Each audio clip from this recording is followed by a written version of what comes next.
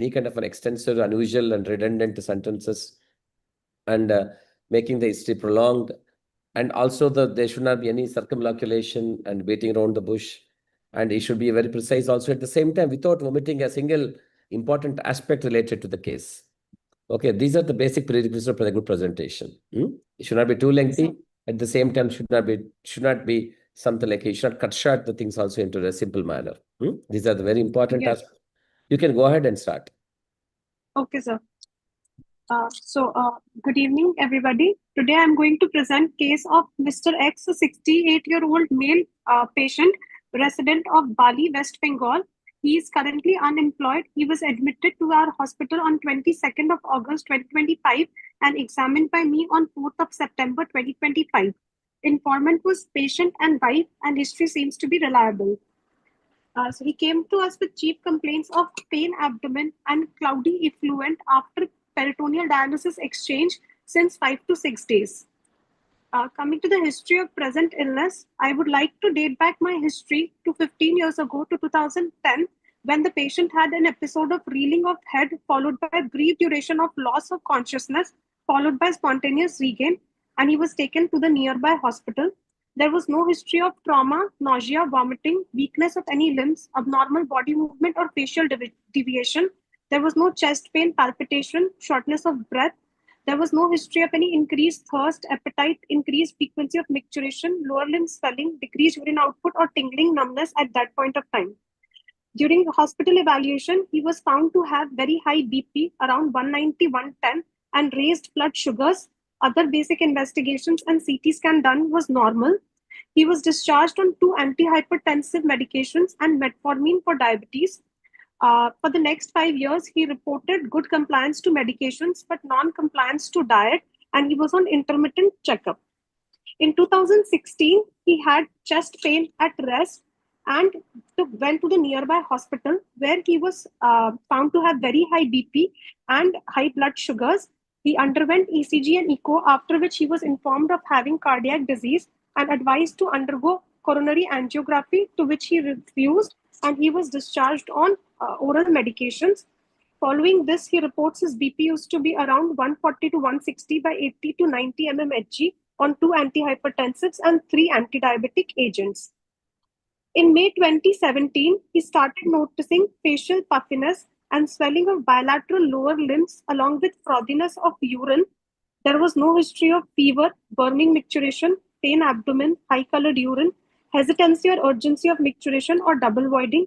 There was no associated chest pain, palpitation, orthopnea, PND, yellowish discoloration of eyes or urine. There was no other manifestation of extrarenal involvement like joint pain, oral ulcer, skin rash, hemoptysis, hematomesis, melena, or epistaxis. He did not give any... Yeah, yes, can I interrupt you actually? I'll tell you, actually, I already told you that the presentation, the beauty of presentation lies in the brevity. You could have actually told all the things 15 years back. He was detected when he had a reeling sensation. He went to a hospital and found to, for the first time, found to have hypertension and diabetes. Yes, and sir, then started treatment for the same. Yes, sir. That should have been the simplest actually. And you tell me, actually, somebody going to the hospital with a pedal edema, in what way the double voiding and all, including oral ulcers, hair loss, malar rash, and discard rash, all these things would come into picture.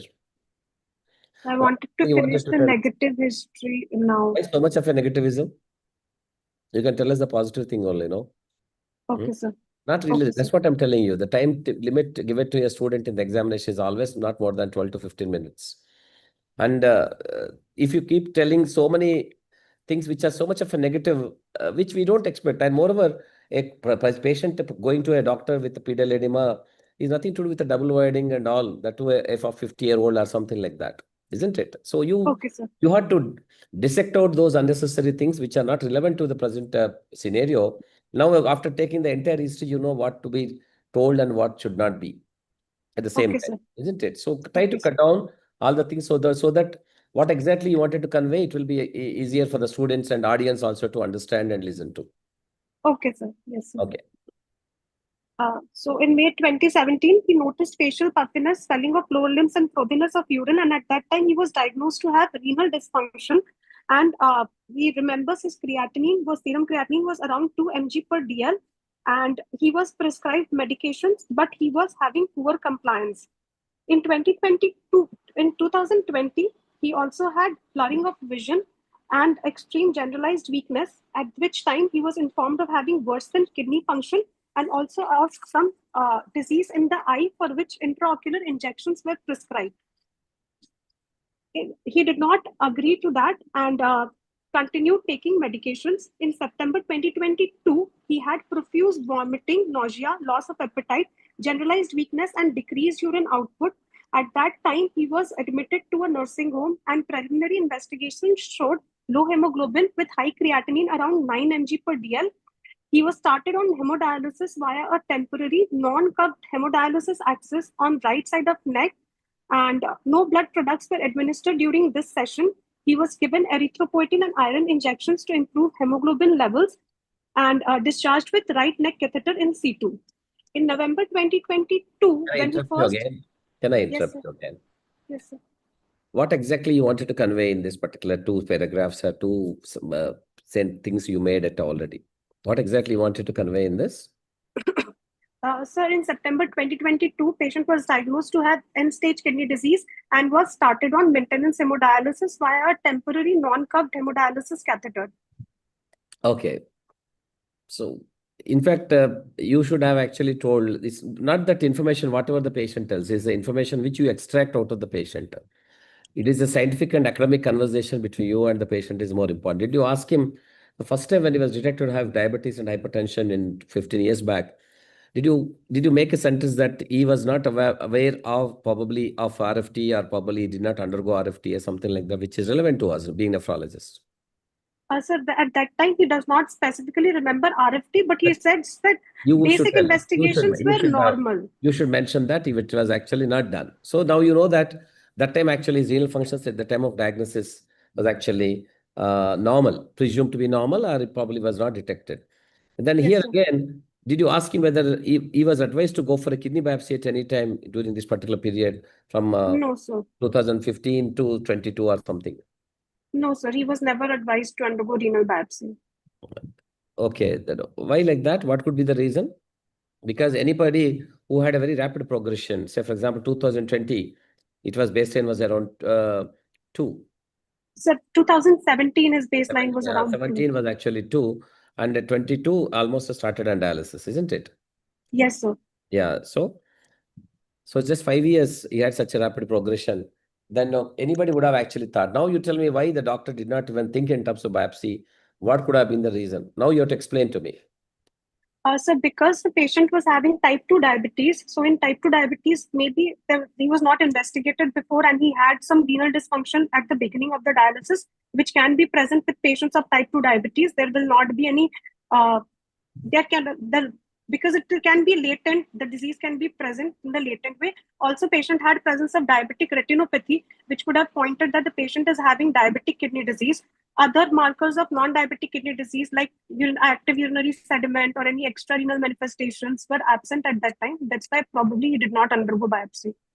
What external manifestations actually you wanted to check? If it were to be any other special indication for you to do a biopsy for a patient who comes to you with a significant kidney failure requiring dialysis with hypertension and diabetes in the background, what are the other things you would like to see that time? Sir, if there are no obvious causes of AKI, like any preceding infection or any volume loss, then we have to rule out acute interstitial nephritis can be one common non-diabetic kidney disease in addition to the diabetic kidney disease, which can be present in the background. Or patient can have completely non-diabetic kidney disease with external manifestations. At his age, if he's having proteinuria and rapid progression, one disease, we have to rule out any malignancy related GN at his age. No, why malignancy? That what suggested you to go think of malignancy with him? Sir, in his case, actually, there is no pointer towards malignancy. But in general, at this age, if we have to suspect of a non-diabetic kidney disease, most common non-diabetic kidney disease would be an acute interstitial nephritis that can precipitate an AKI. Okay. Or along with that, FSGS can be another cause. But because of his age, I would not expect FSGS at this age. Actually, this history is actually very interesting that you are supposed to grab more from the patient. he had an intermittent follow-up with the doctor. Did you ever check that even after the CAG, which he refused, OHA till 2017, that did you ask him how frequently he underwent investigations and what was the rate of progression of the kidney disease? Sir, actually, he was not able to produce any documents, but he says that he was going to the doctor once or twice a year, or if he had any symptoms, and he was taking medications on and off. Whenever he had swelling, he would take medications to relieve the swelling. Yeah, when somebody knows that there was a serum creatinine of 2, then at the time of till the time of dialysis, he would have actually he could have actually told you very comfortably that this is the rate of progression. Like every year it was actually 2, it became 4, it became 9, it became 10, something like that. What was the rate of progression? I'm interested in that actually. Not what are the things which he was done is a different story. So he does not recall the in-between values, but he remembers in 2017 it was 2. In 2020, it was told that it has worsened. And at 2022, it was 9, around 9. That's what. Did you ask him? No, no. What he tells is information which he gives the information, but you are supposed to extract the information, isn't it? Did you ask him that what was the creatinine in between at any time? Say, for example, I 2022 when he's being initiated on dialysis, the serum creatinine was actually 9 or 10, something like that. But prior to that, when he had a creatinine at least 4 to 5 months or 6 months prior to that, it was 3.8 or 4.2 only. Then you could have actually thought that that's what, if you had to ask, yes, sir. Yes, then he would have actually told you. The one who knows that there was a serum creatinine of 2 in 2017, and he also knows that the serum creatinine was 9 in 2022 when he being initiated in dialysis, he could have actually told you what would have been the creatinine progression during this particular period, because the only number which they'll be worried about is the creatinine. Meanwhile, yes, you could have also asked him, that's what I'm telling you, there's a lot of history, it's a big history, but what is relevant, what you extracted is actually not there in that. So you just ask him, did you ask him that what are the drugs which he received between 17 to 22? So all the medications name he does not know. Initially for diabetes, he was on metformin, and later it was increased to 3 medications. Metformin was stopped and he was given 3 oral medications for diabetes. And for hypertension, he does not know the name, but he remembers after detection of IHD, he was given aspirin and atorvastatin. Okay, he has been an aspirin. Okay. But did you ask him anything about enalapril, telmisartan, or olmesartan, or any other kind of a drug which probably, when the serum creatinine was supposed to be 2? Did you check? And when was the first nephrology consultation given to him? The first nephrology consultation he did in November 2022 after being diagnosed of the end-stage kidney disease. So what is the implication of that particular episode?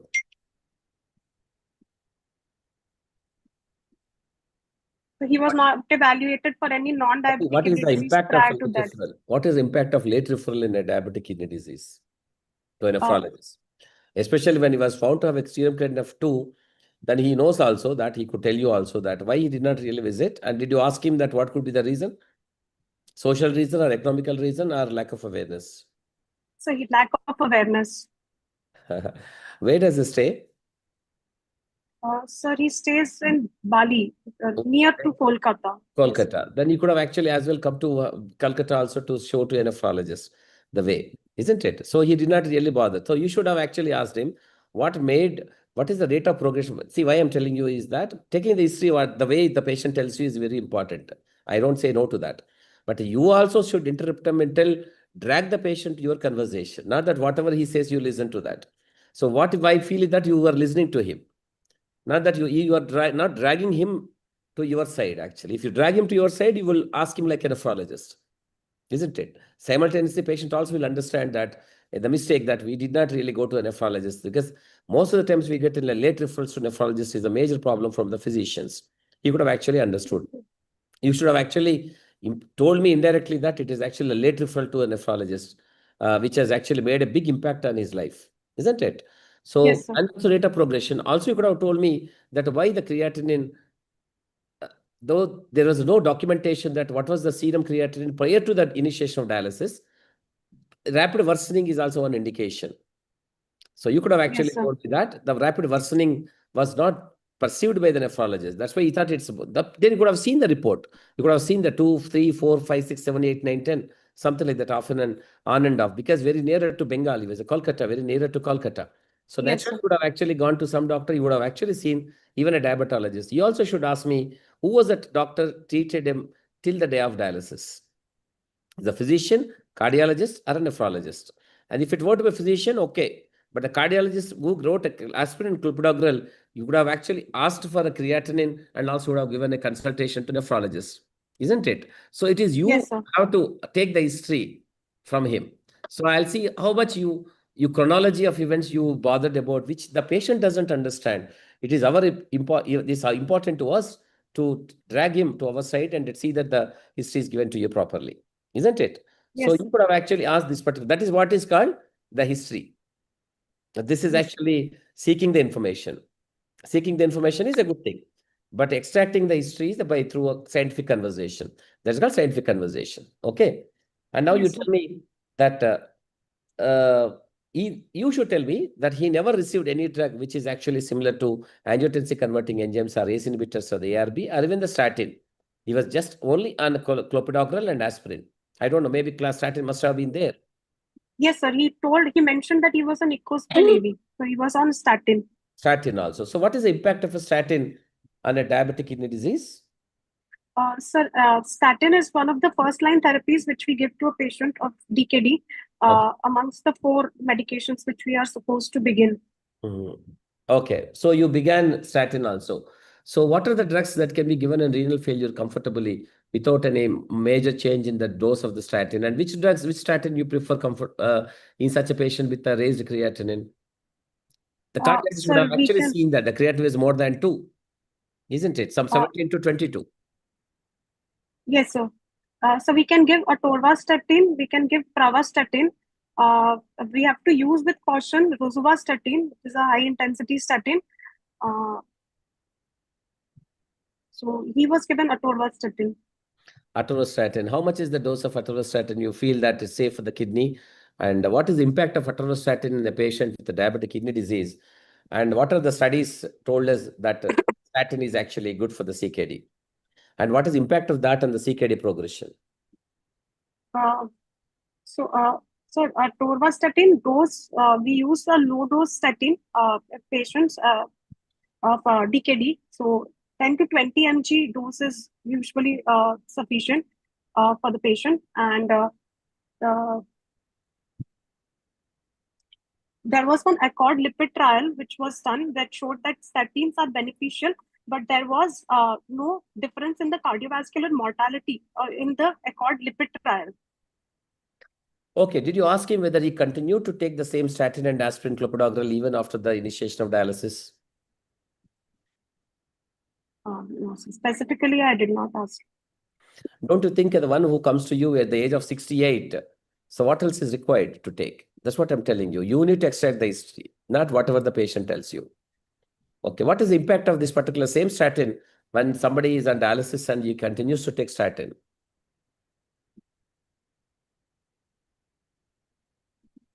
What are the studies that told that the statins are okay and safe and good and dialysis also can be given or should not be given? What are the outcome of those studies?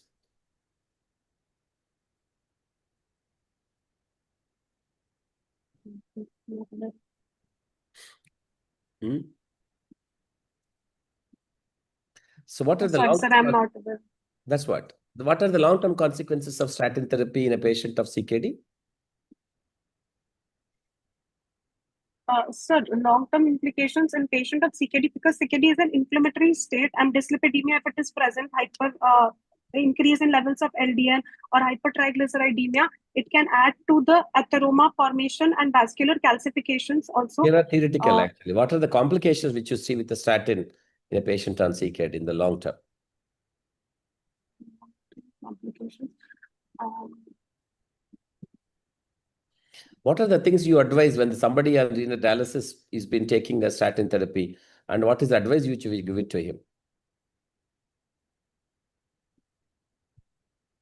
So usually a patient who is already on statin, for them we continue statin on dialysis also, but we do not initiate statins while the patient, like if the patient is not already on statin, we do not initiate it if the patient is already on dialysis. That's what he could have actually continued, but that's what you should ask him, whether he continued to take aspirin clopidogrel or something like that. Okay, very important. Yes, sir. Mm. Yes, sir. Then, okay, why he refused the coronary angiogram? Did you ask him? Was there any reason for that? He, yes, sir. Hmm? So at that time, probably because of economical constraints, he did not undergo Did you check with angiography. him whether the chest pain which he had that time, particular time when the ECG echo were normal, was it he knows that there's ECG echo also done for that particular time? Interesting. But did you ask him actually whether the chest pain was truly something like a coronary or something like any epigastric pain of peptic disease? He complained that the patient that he was having chest pain at rest, but exact details of the duration and immediately he was taken to the hospital. So he was administered medications after which it came down. So we You are know, not aware if it was stable angina, unstable angina, or any atypical chest pain. okay, he knows that he has been taking metformin. Did you ask him that as he grew towards the renal failure, complete renal shutdown with ESRD, was there any change in the anti-diabetic drug therapy?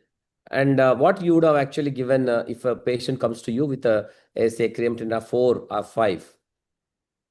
If it to So be your once the patient. creatinine is 4 or 5, that means that the GFR at his age, GFR will be less than 30. So we will have to stop the metformin therapy, and a GFR of 4 or GFR would be nearly close to 15, less than 15. So any SGLT2 inhibitors, if he was already on SGLT2 inhibitors, we can continue it. Did you ask Even him whether GFR he's been below on any 20. such drug therapy other than metformin? Yes, sir. Currently, he was on 3 No, no, not antidiabetics. currently, not current. Currently, there's so much of a story, no? Yes, sir. So much Yes, of, sir. I'm asking you, we did not come to 2022 only, beyond 22. We are still before 2022.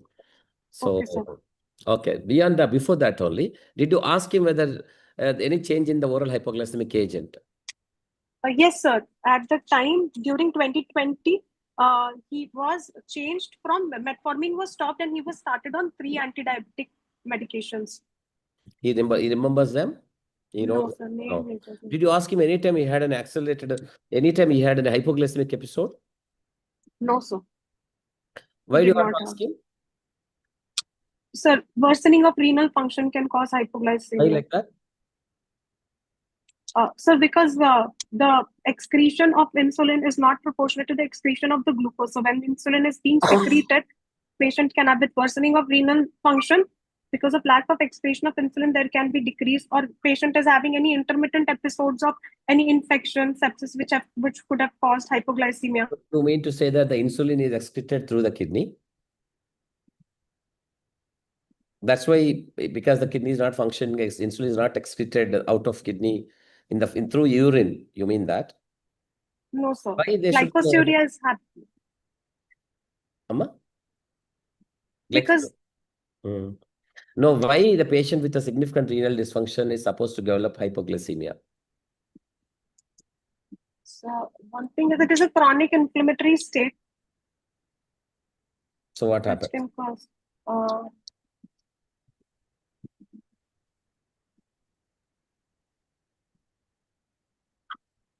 Okay.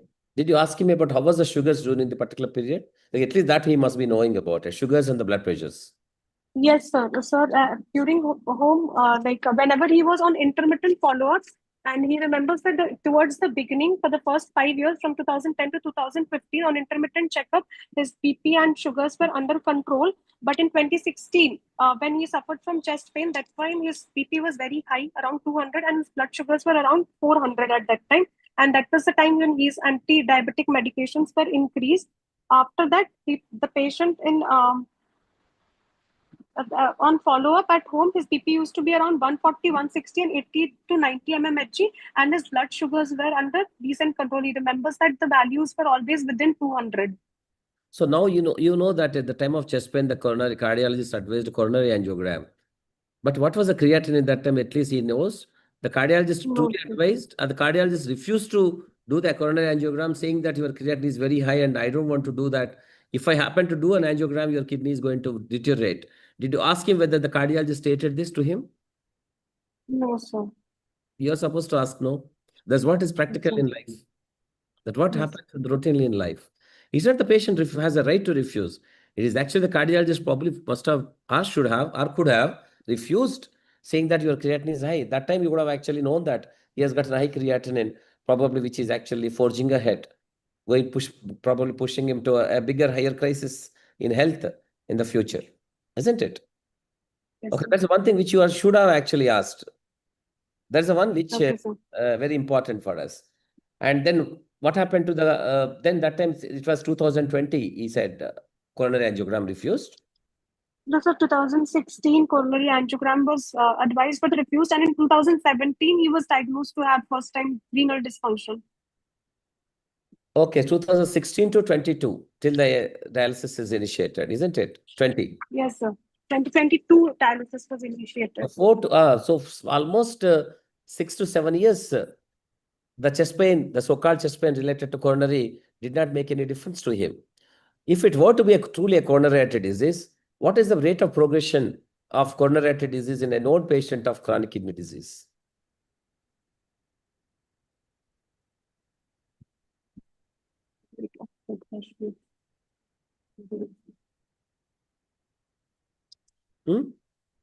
What is the impact of CKD on coronary artery disease, for example? So CKD will accelerate the progression of coronary artery disease. First is it is a inflammatory state, and second thing is it will increase because of presence of uremic toxins, which can also increase the atheroma burden, as well as it can cause vascular medial stiffness. In addition to the IHD, where atherosclerotic plaques are present, so it can cause and also it can cause stimulation of the RAS activation and sympathetic nervous system stimulation through the hemodynamic pathway through the uremic toxin. What are all the things, substances which are there in uremia that contributes to such kind of an accelerated atherosclerosis? So indoxyl, presence of indoxyl sulfate is there, then presence of P-cresol, presence of... Can you make some simpler versions?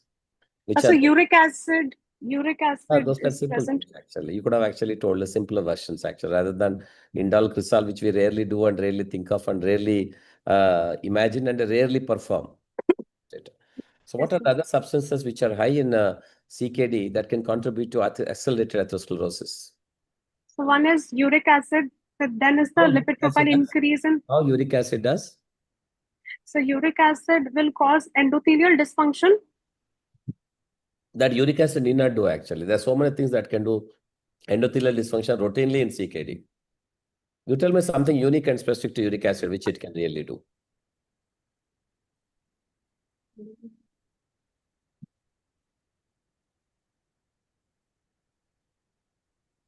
Okay, what are the other substances which are known to us? Sir, Which we can check also. We can monitor and we can check also.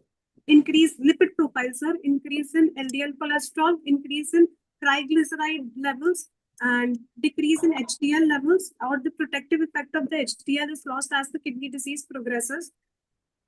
What is the impact of or effect of lipoprotein A in a patient of diabetic kidney disease? So, lipoprotein A, it will have increase in the...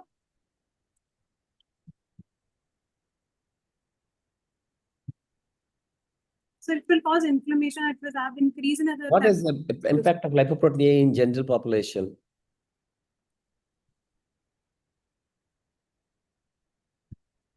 These are all basic, actually. These are simple general population questions. I have nothing to do with the kidney and all. These are the routine day in and day out as a physician we are supposed to know and answer. Lipoprotein A. So that's also any other substance other than the cholesterol, triglycerides, and with the lipoprotein A, which you did not tell me. Any other substance which can contribute?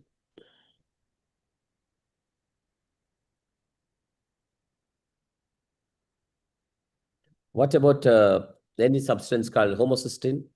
Yes, sir. Hyperhomocystinemia. How the homocysteine can really do that? So hyperhomocystinemia produces a prothrombotic state. So it will promote atheroma formation and platelet plaque formation. Okay. Take it. Now, okay, luckily that he in fact, he did something good, actually. If he really happened to refuse on his own with the wisdom, that angiogram, if it with a baseline creatinine of 2 creatinine before that or prior to that, if you happen to undergo coronary angiogram, you would have actually come to you a bit earlier, probably in 2020 rather than not in 22, isn't it? So something like that. So it was actually okay for him. But how was the sugar and BP control after he started going to and started seeing the cardiologist? Right. He was following, and in 2020, when he was first found to have some disease in the eye, that time his blood sugars were very high, and he was started on insulin injections and continued on 2 anti-diabetic medications. Okay, but he said blurring of vision and his vision was actually not good. So what happened to the vision simultaneously and concurrently along with the kidney disease? Sir, now when he had blurring of vision, left eye more than right eye, he says. But now he says that without even taking the injections, his vision has improved. Vision has improved. So then why did the doctor advise him to go for intraocular injections then? So what are those intraocular injections which probably otherwise could have helped him if it were to be a proliferative diabetic retinopathy? Sir, anti-VEGF agents. So how does it act actually? What is the impact of that? Sir, in severe NPDR, actually, they're advised. So they will prevent the proliferation of this neovascularization. And what are those drugs? Can you name? Sorry, sir. Can you name those drugs which are important? Sir, anti-VEGF, bevacizumab, intraretinal. So now you tell me what is the impact of this particular drug which is given intravitreally or intraocularly on the kidney? So did you do you give a consent? Injection. Yeah, do you give a consent or a clearance before your patient? You've been follow up with a 2, 2.5 or 3 creatinine, and will you give a clearance to go ahead and get a intravitreal injection? And actually, this intravitreal injection, it is known to cause worsening of renal function. How?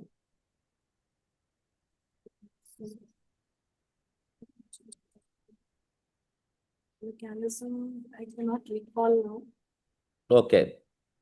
So, for example, you've given that, and there's some kind of a worsening, and it's worsened so much so that you have done a biopsy actually. So, what are the specific features of histopathology when you do a kidney biopsy for a patient who had a intravitreal injection for proliferative diabetic retinopathy and undergoes kidney biopsy? What are the specific and unique features of kidney biopsy which you say that this is because of this particular injection? What are they? Can cause diffuse proliferative GL. That's not specific to this, no? That is there routinely also. What is so great about? Yeah, please read that it has got a specific and unique histopathological changes, this particular intravitreal injections. That's why in the histopathology, if you happen to do a biopsy, that they can. Okay, he missed that also, that he actually, you should appreciate him directly or indirectly, that he missed 2 opportunities for the kidney to fail earlier. So yes, he avoided an angiogram and he avoided intravitreal injection, and both he could escape unscathed without any problem. That angiogram did not worsen his kidney function. Intravitreal, it did not worsen his kidney function, isn't it? So yes, he would actually come to you ultimately, but ultimately you are there. So he has to come to you only. There's no other go for him. So he came to you in 2022. Yes, sir. You means nephrologist, don't worry. Okay, what did you do in 2022 then? He came to you with a significant worsening of kidney function. What was the precipitating factor before that? So there was, it was probably a progression of end-stage kidney disease because there was no precipitating event, no infectious episode prior to that. And there was no history of any volume loss at that time. And his renal function also did not recover. His urine output was around 1 liter at that time, and he was asked to continue on maintenance hemodialysis. So there was a third escape also for him. There are the 2 angiogram he escaped, intravitreal he escaped. Third COVID-19 infection also he escaped. He did not suffer from COVID. Yeah, but did you ask him whether he received any vaccination against COVID? Yes, sir, he received. He received. So what was the impact of such a vaccination Renal function, any data available around us? Yes, sir. COVID-19 vaccination most commonly it is found to cause interstitial nephritis, though a rare variant, in about 10% cases, glomerulonephritis has also been reported, but most commonly it causes interstitial nephritis. Interstitial. Okay, okay. Okay, in September 22, he started having a symptomatology related to uremia. Then he's been started on that. So any other factor you could actually think of that it could be the provoking agent for the sudden worsening? Or repeated routinely a number which made him to get initiated on dialysis, or any symptom or worsening symptomatology. Worsening symptomatology along with detection of high level of creatinine reports. Did he receive any blood transfusion that time when they No, were sir. initiated on that? No, sir. No products were transfused at that time. Okay. He was started on iron injection and erythropoietin injections. Okay. At what stage of anemia you just give a iron injection to anybody? What would be your iron therapy protocol? So iron therapy protocol depends whether the patient is on not on dialysis, whether the patient is on dialysis or not. If the patient is not on dialysis, we check the entire iron profile. If the iron is low and if the TSAT is less than 40% along with ferritin less than 100, or if the TSAT is less than 25% with a ferritin of less than 300, then we have to start in patients who are not on dialysis. In patients who are on dialysis with a ferritin less than 500 and a TSAT less than 30%, we have to start on iron therapy. Which one you feel is reliable in our people? So transferrin saturation. Okay. What is the problem with ferritin? So ferritin will be high in a chronic inflammatory state, and along with that, there can be states where the patient is having because of increased levels of hepcidin, so that because of the chronic inflammatory state causing the anemia, there will be a high ferritin but low transferrin saturation state of anemia. Okay. Okay. What about the erythropoietin? How much you begin actually? What is the dose of erythropoietin you start with? So we start with 25 to 50 units per kg 3 times weekly. And then we have to increase it by 25% depending on the response. So then afterwards, he's told you that his hemoglobin is fair enough? He never received throughout the course, sir, he never received, and his hemoglobin around. He never received blood transfusion is okay. But Yes, it continued to take erythropoietin. yes, sir. He continued to take iron and erythropoietin injections, and his hemoglobin levels were Fairly maintained. Yes, sir. Okay. Then he was discharged. Then what happened afterwards?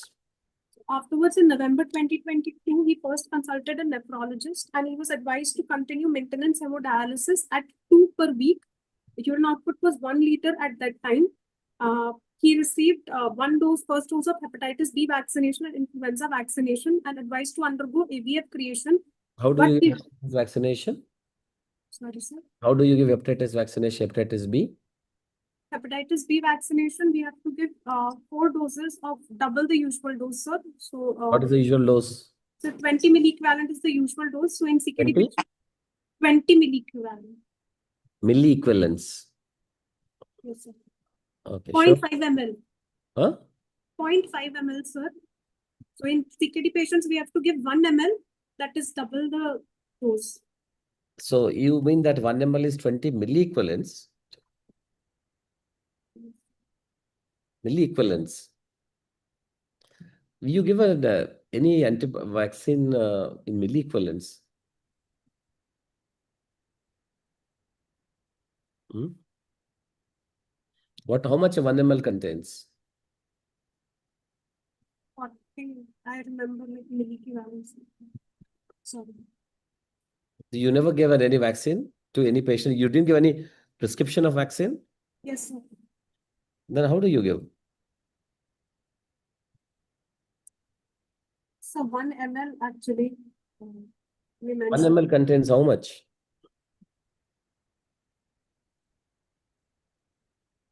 micrograms.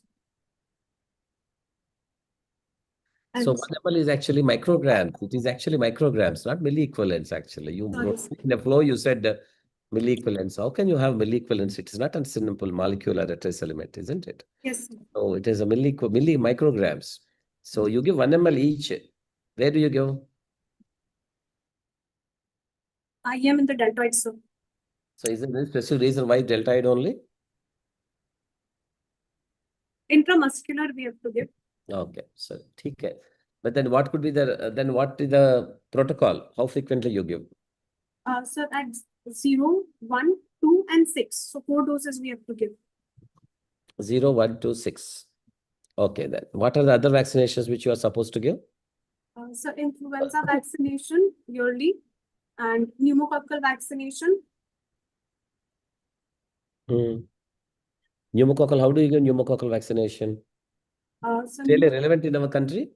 yes, sir. Your opinion. Yes, sir. You feel that we should be really vaccinating everyone with the pneumococcal?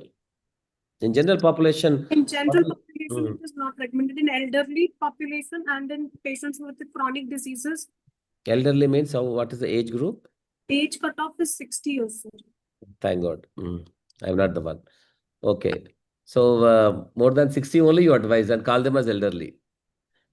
Okay. What about the pneumococcal vaccination dose and the CKD? So in pneumococcal vaccination, first we have to give PCV13 vaccine. PCV13 vaccine in the general population, after 1 year of this, we will give PPSV23. But in CKD population, we can give as early as after 8 weeks PPSV23. And this PPSV23, we have to repeat it after 5 years.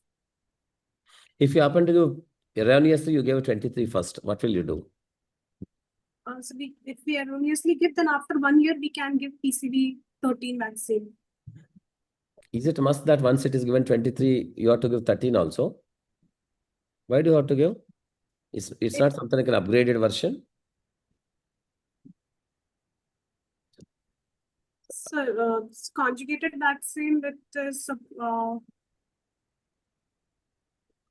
better antigenicity. Okay. Office loan answer. Okay then. So you was vaccinated against only flu. I'm surprised actually. It's only the influenza, flu shots only received along with the hepatitis B vaccination. First dose. 2022. Yes, sir. Interesting. He did not receive pneumococcal vaccine, but he received a flu vaccine, isn't it? Yes, sir. Oh, good. Okay. Then what happened actually? Further course? So he did not undergo AVF creation at that time and was continued to getting dialyzed via the right IGV access. After about 3 months, he experienced chills and fever during HD, for which antibiotics at the end of HD were given for the next 7-8 sessions. Due to non-resolution, his access was changed to left and right groin catheter, both of which lasted for 1 to 1.5 months and changed after being blocked. He missed some dialysis sessions due to non-functioning of HD catheter and continued medications which were prescribed from hemodialysis center. No, what are all the sites where the jugular catheters were tried? How frequently? So first RIJV was done, that lasted for almost 3 months. After that, 3 months he did not undergo fistula. He did not undergo fistula. Was it because of the complaisance by the patient or probably because of the lack of good vasculature? No, sir, he did not. He was advised by the nephrologist, he did not have poor vasculature, but he did not go to the vascular surgeon because he felt like it was comfortable via the dialysis catheter. So he didn't realize that with the catheter, being a diabetic old man, is as well he could get infections also. He did not realize that. No, sir. For 9 months, actually, he delayed AV fistula creation. Okay. He's been with a jugular catheter, either right or the left, alternatively. First jugular, then femorals were done, sir. And after that, the left-sided IGV catheterization When was do you done. advise somebody to go for a perm cath or a tunnel catheter?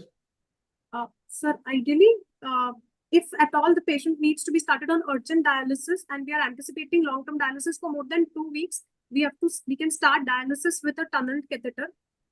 Ideally, if the patient can, if there is no urgent requirement of dialysis, we are better to advise for AV access AV fistula creation.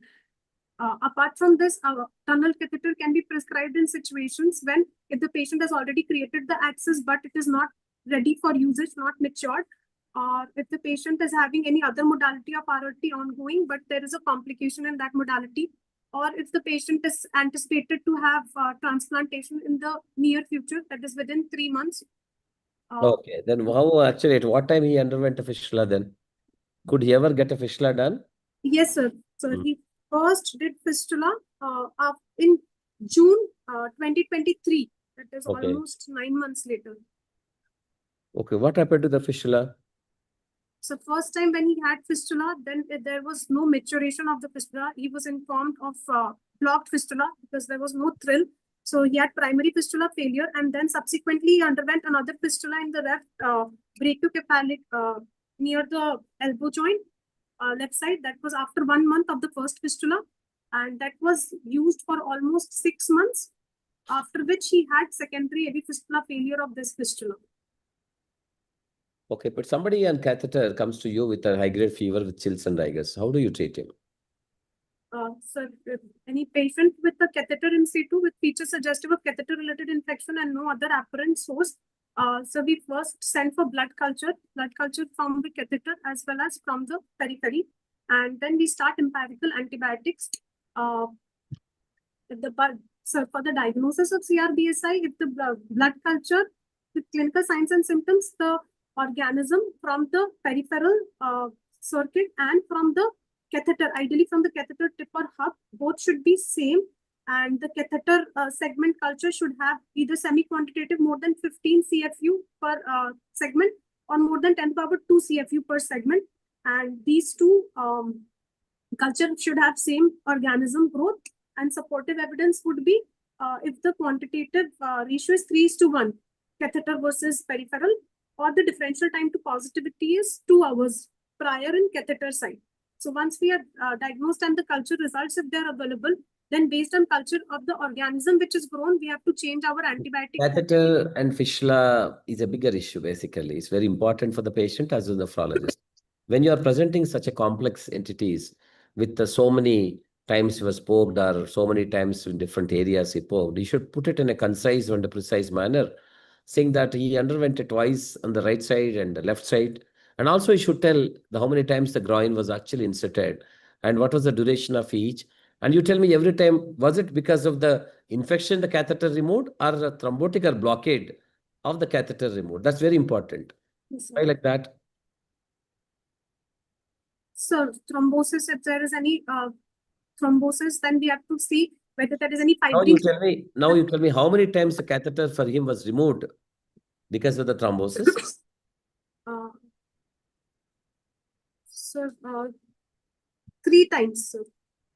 3 times, both all the right side. The femoral axis as well as right-sided IGB. How many times you had catheter on the left side, the jugular? Once, sir. But it Only was one. used for 3 months. It was used for a long The left side is used for 3 months. On the right side and the groin, it was for a few weeks.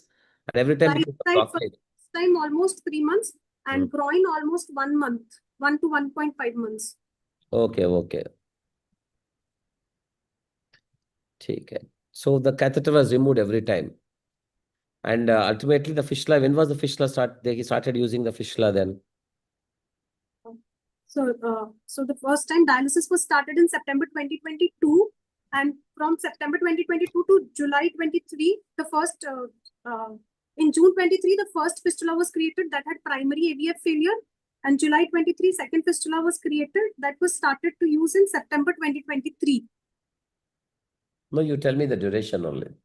What is the duration between the things? That will be more easier for us to understand.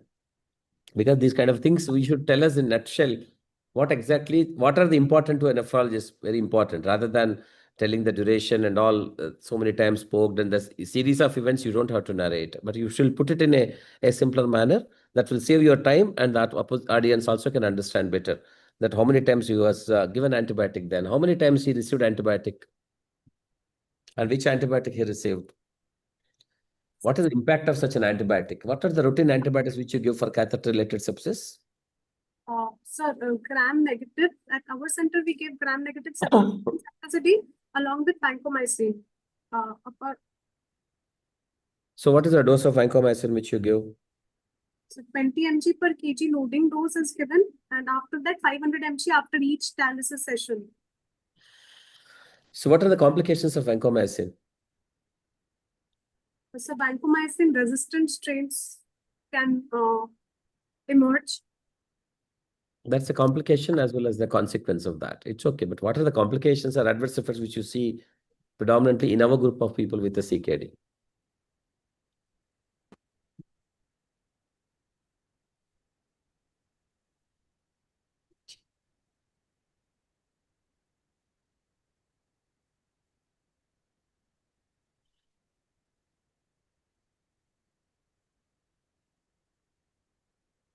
Okay, then. So you give safely, comfortably to vancomycin. Did you ask him how many times he received such a vaccine, vancomycin protocol?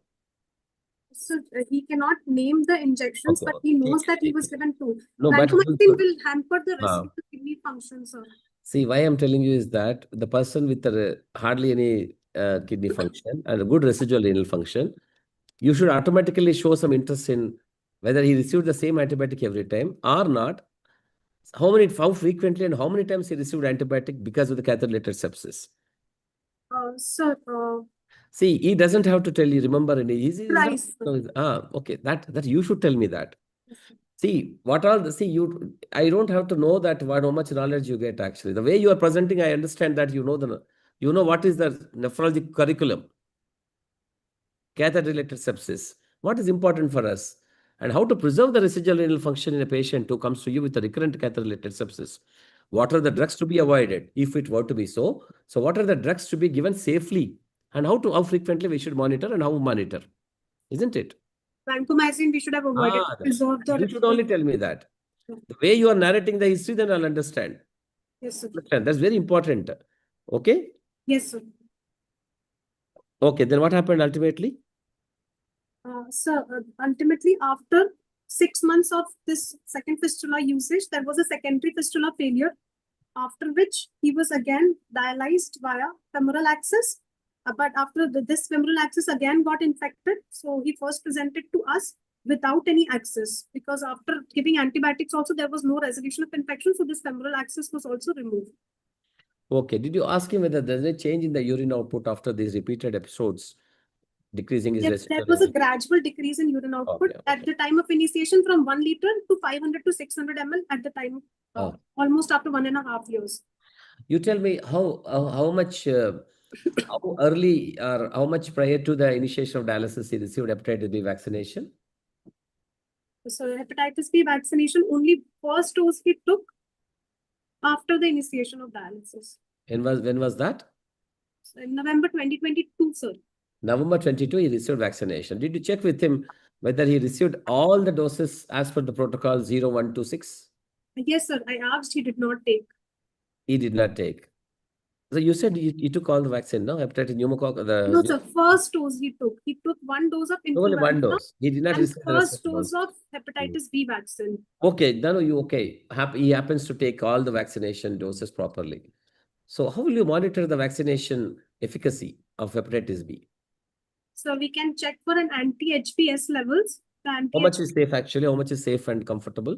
So more than 10 IU per ml. Okay, how frequently you check and when will you revaccinate him?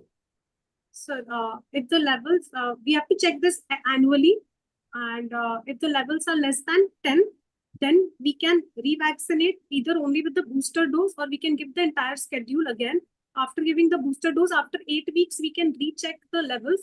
And if the levels are within like more than 10, then we can stop further vaccination, or we can give one more booster if the level is less than 10. But if it is still not working, then probably the vaccine is not. Now, you know that actually our renal failure. What is the problem of CKD? Is it the same protocol which you follow in general population also for hepatitis B? So general population, we give 3 doses of hepatitis B injection. Here the dose is given double, and the number of doses is also. What is so special about CKD patients? In fact, in any dose we give half, no? Most of the students, they think that this 500 mg is the dose and you give 250 mg in renal failure. Grossly, they talk about why actually double the dose here? Because the immunogenic response is diminished. Okay, if such were to be the case and you expected that this patient is not going to get a good immunological response, so what are the things which you do so that he could have actually got a better response with the same amount of vaccine dose?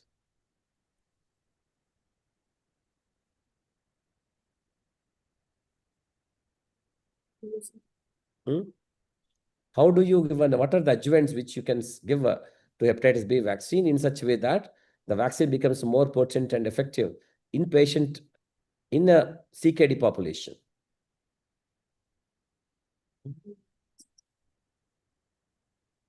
Like that. Next. Yes. So probably you feel that he did not receive the vaccination properly, and that also made an impact on him, isn't it? That's why you should stress that particular aspect rather than simply you passed it off saying that he received influenza vaccine, hepatitis B vaccine, you said. You did not mention anything further with all these things, that he did not check other doses of vaccine and he continued to take. How many blood transfusions he received? No, sir, nil. Okay. Now you tell me what happened during the further course on dialysis. So further course, after the secondary AV fistula failure, after that, RIJC was tried, but it could not be done. So he was dialyzed to femoral access, which also got infected and subsequently had to be removed. So when he came to us, that was in March 2024, he had uremic symptoms and no access at that time. That time there was a trial done for insertion of tunnel sub catheters, but could not be done due to blocked passage. And so a left femoral catheter was done and dialysis was continued at 3 per week. At that time, he was diagnosed to have hepatitis B infection with high DNA titers and he was started on treatment at that time. He was also advised to undergo some intervention which would relieve venous obstruction, which he refused, and he was also informed of undergoing peritoneal dialysis, to which he chose. And in April 2024, a CAPD catheter insertion was done. This also he refused again. What he refused? Coronary CT angiogram, fistula. CT venography was done, sir, but he refused to undergo interventional procedure. He thought that every time, whenever he refuses, something good is happening to him. So I think he's a man of refusal. Okay, then he refused so many things actually. He refused vaccination also at this ultimately. So he's the one where he got caught. Then what happened to the infection component over a period of time? Femoral catheter, he was getting dialysis through femoral catheter. Then afterwards? So after that, the CAPD catheter was... no, you are supposed to get some infection, no? So that was prior to insertion of CAPD catheter. ठीक है then. Okay, there's something different. Okay then. March 2024 to April. Yes, sir. Okay then. So when was detected hepatitis B infection then? The March 2024, sir. Okay, what happened? How he was detected to have hepatitis B infection? Sir, on routine blood investigation. Routine. Okay. So how do you treat? How do you monitor hepatitis B? So hepatitis B, routinely we do an HBsAg investigation. If the hepatitis B surface antigen is found to be positive, we also have to undergo hepatitis B and hepatitis E antigen, anti-HBC or IgM antibody, HBV DNA levels, and the liver function tests, ALT. So if the hepatitis B surface antigen is positive and the E antigen is positive along with titers of HBV DNA more than 20,000, along with raised liver enzymes 2 times the upper limit of normal, then so we have to... Okay, now you are very good in this particular, I understood. So what are the risk factors for him to develop a renal hepatitis B infection in this case? Risk factor, recurrent, he underwent recurrent... I am also very curious to know that what are all the things which you asked him to extract, what could have actually led to a hepatitis B infection in this particular? First thing, there was no history of blood transfusion. That you told repeatedly. And he had complete vaccination for hepatitis B. He underwent multiple catheter insertions, so there was needle prick injury. And what catheters are sterile supposed to be? What prick injury? There's a prick will be there automatically, but the catheters are sterile. Why they will contribute to hepatitis B infection?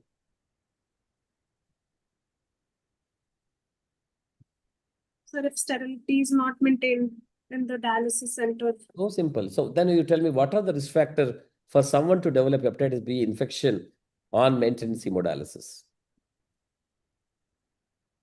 The needle prick injuries, they are happening. Needle prick injuries with contaminated with hepatitis B or blood transfusions. No, blood transfusions, though, you ruled out already. Yes, sir. Why the fistula needle is actually a routine one for every hemodialysis patient is supposed to get. Nothing specific about this particular patient, isn't it? And Yes. on the contrary, he received at least one vaccine, at least. If it's not a complete full-fledged, or may not be evoked a proper immunological response. That's a different story. So what are the other risk factors which you could have actually asked him? Which is very, very important. Because I have not seen any hepatitis B infection for nearly on dialysis for the past decade. I'm very curious to know how he developed it. I don't think it's something interesting that despite an era being in an era of vaccine and era of the universal precautions taking place during the dialysis program of every center, however remote it may be, however small the size of the dialysis center may be, the people are not getting hepatitis infection. So what made him? What are the risk factors unique to hemodialysis program? What is the risk factor unique to hemodialysis program that somebody gets an hepatitis B infection or hepatitis C infection as such?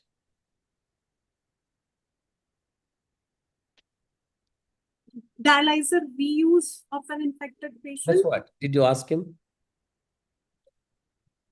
Did he go to a center where the dialysis reuse is a common phenomenon, or the way the use and throw? Many of the centers are actually use and throw nowadays.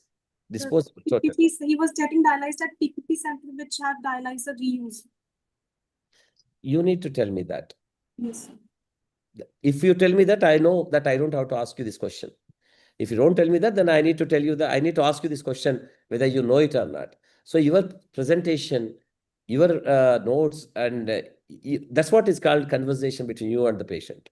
I'm reiterating it again and again so that I can impress upon you the importance of talking to the patient in a more scientific manner. Now you tell me then what happened what was the necessity of CAPD catheter insertion then?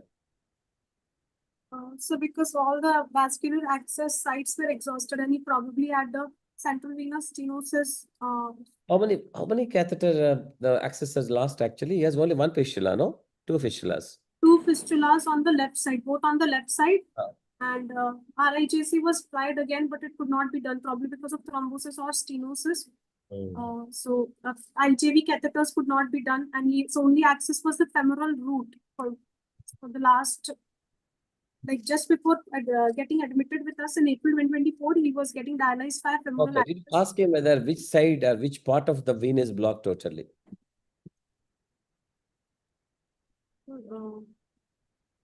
Why the fistula was not attempted on the right side?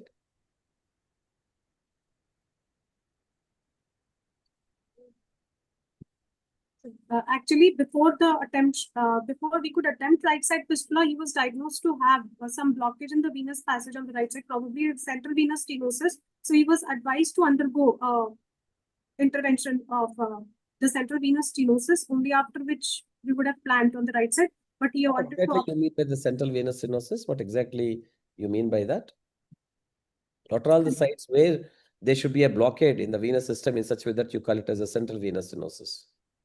So, is it really totally alarming, or is not so bad that you can have another alternative access sites?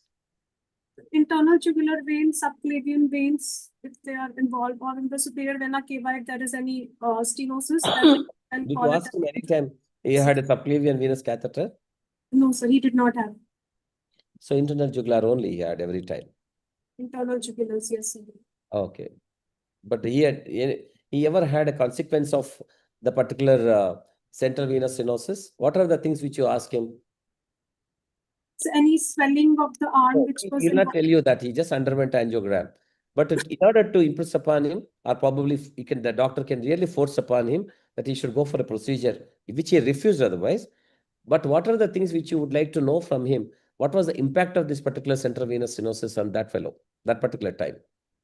So if he would have undergone any angiography via the transradial approach.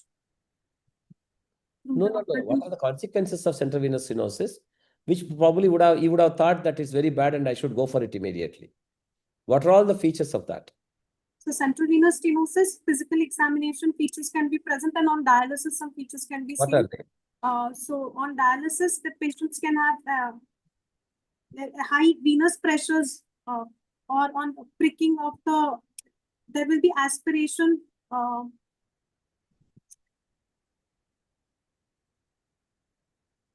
There will be prolonged bleeding from the cannulation side. That's where you suspect that probably. And he was never on fistula, isn't it? So he was on fistula from the left. For how many days? Almost 6 months. 6 months. Then it closed. Okay, then.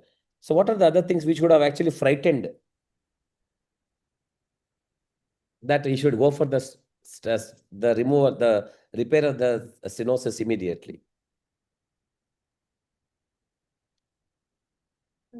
I did not get your question, sorry. Now, how have you seen a patient with a central venous stenosis in a significant central venous stenosis? Yes, sir. How do they look? Can you make a particular diagnosis by looking at the patient rather than the hand and the fistula? Yes, there will be facial and neck swelling. Did you ask him whether he had such a kind of a thing that time? Yes, sir. He did not have. He did not have. Probably that is the reason why he could refuse easily. Yes, sir. Okay, that you should say that he never had any major consequence or complication of central venous stenosis, and hence he refused. So that is also one way of telling the things actually. So he could avoid immediately, and then he opted for this peritoneal dialysis. Yes, sir. Okay, was it peritoneal dialysis asked by him or probably forced upon him because of the lack of access? So because of the lack of access, he was given two choices, either to start peritoneal dialysis or to undergo that procedure involving the central venous stenosis. So he opted for the peritoneal dialysis. Okay, then good. So he chose peritoneal dialysis as a major option. Now you tell me about what are the things happened after the peritoneal catheter insertion. In April 2024, he underwent CAPD catheter insertion, and post which X-ray was done that showed catheter was placed appropriately. Flushing was started 2 days after insertion, and laxatives were added to relieve habitual constipation. There was no immediate post-insertion complications. After 2 weeks, CAPD exchanges were started. Initially, 3 daytime exchanges of 4 hours each with 1.5% dextrose, and 1 nighttime exchange with 2.5% dextrose of 6 hours duration. What are the precautions which you tell the patient before putting catheter insertion? I would like to know from you that tomorrow you have posted a patient for a surgical catheter insertion. Now, today evening, you have to go and talk to him and tell him about. So what are the things which you tell him? So we have to, we'll explain him the I would like to know the contents of your talk with a patient who is supposed to go for a catheter session next day morning. So we'll tell him about the being placed and that constipation can cause problems. So we will give him enema the prior night, and we'll also tell him that he has to take adequate fiber-rich food and water so that there is passage. And if there is any constipation, inform or take laxatives as has been prescribed to him. Apart from that, we have to tell him about this sterility which has to be maintained while dealing with the catheter. After the catheter is placed, not to touch it with bare hands, and we have to also, the day prior, we have to ask him to do shaving of the private, that part of the abdomen and the genitalia. And preoperatively, antibiotic, prophylactic antibiotic will be given to him. Did you ask him he has got any history of constipation or diarrhea at that particular time? So he had habitual constipation. So, why so? Any other reason for that? Since how long he has been having that? And what you could have actually done something to see that the particular habitual constipation would have actually come down before putting a catheter insertion, or at least a few days or weeks after putting catheterization. So increase in fiber-rich food. What you routinely advise? What you advise, he need not really follow that actually. But habitual constipation is actually not a good thing before a CPD catheterization, isn't it? Yes, sir. Likely to come back to you with the peritonitis later, very soon. So what precautions you have taken? You could have actually taken. Laxatives can be added. That routinely give actually. They don't have to work. But what is specific about this particular patient that he could develop such a constipation? What are the risk factors for Diabetes, the presence of diabetes, gastropathy can cause constipation in this patient. Okay. Was he hypothyroid? No, sir. Was he violated any time at all? No. Okay. I just deviate a little bit and I just ask you one question. That what is the what is the link between a constipation drug, to avoid a constipation? What is the drug and how its impact on the CKD progression? Sir, if we give phosphate-containing enema, then it can. Any drug which is given for a constipation is studied extensively in the recent times to prevent the progression of the chronic kidney disease. I just deviated actually. Usually I don't do that, but I just wanted to know how alert and how updated you are. So for prevention of gut dysbiosis, there's pre-probiotic administration. The drug that is given to avoid constipation or treat constipation. Okay, no problem. So you have successfully put a surgical catheter insertion or done by a nephrologist? Yes, sir. Surgical? No. So the percutaneous placement was done at our Percutaneous means done by a nephrologist. Done by nephrologist, yes, sir. Okay, good. So what is impact of does nephrologist doing it and the surgeon doing it? So the position of the catheter and the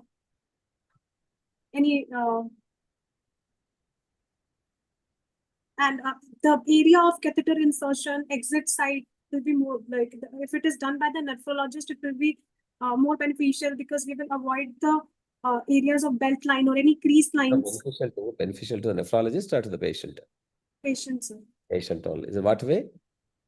So the area of catheter insertion, we will avoid the crease lines and we will avoid the belt line and surgeon also will do method. that. Surgeon also equally competent and he can also think of the patient. So what are the contraindications for CPD catheter insertion routinely? Contraindications to CPD catheter insertion.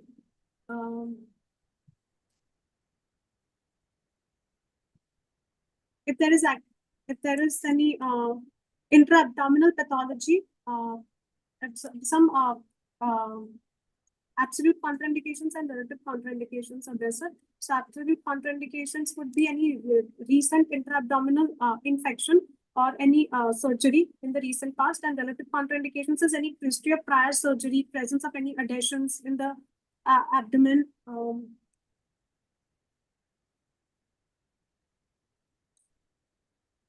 Okay, he underwent a catheter insertion by the nephrologist in the theater or in a surgical area or a ward or ICU?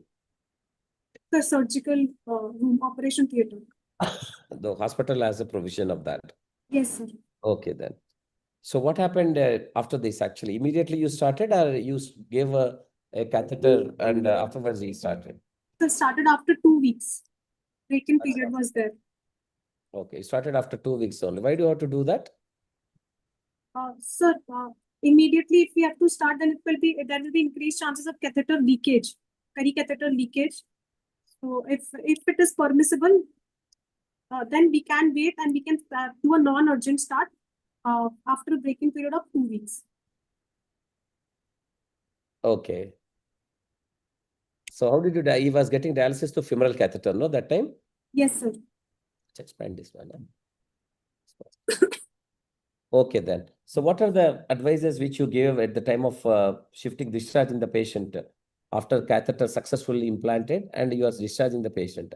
What are all the advices which you give him routinely? I would like to know from you. So routinely, training was given both to the patient and the wife.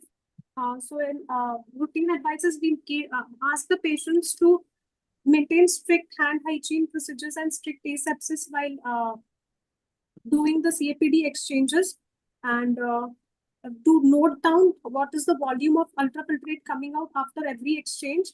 Um, if there is any other symptoms, or if there is any decrease in the ultrafiltrate, or in the change in the color of the effluent which is coming out.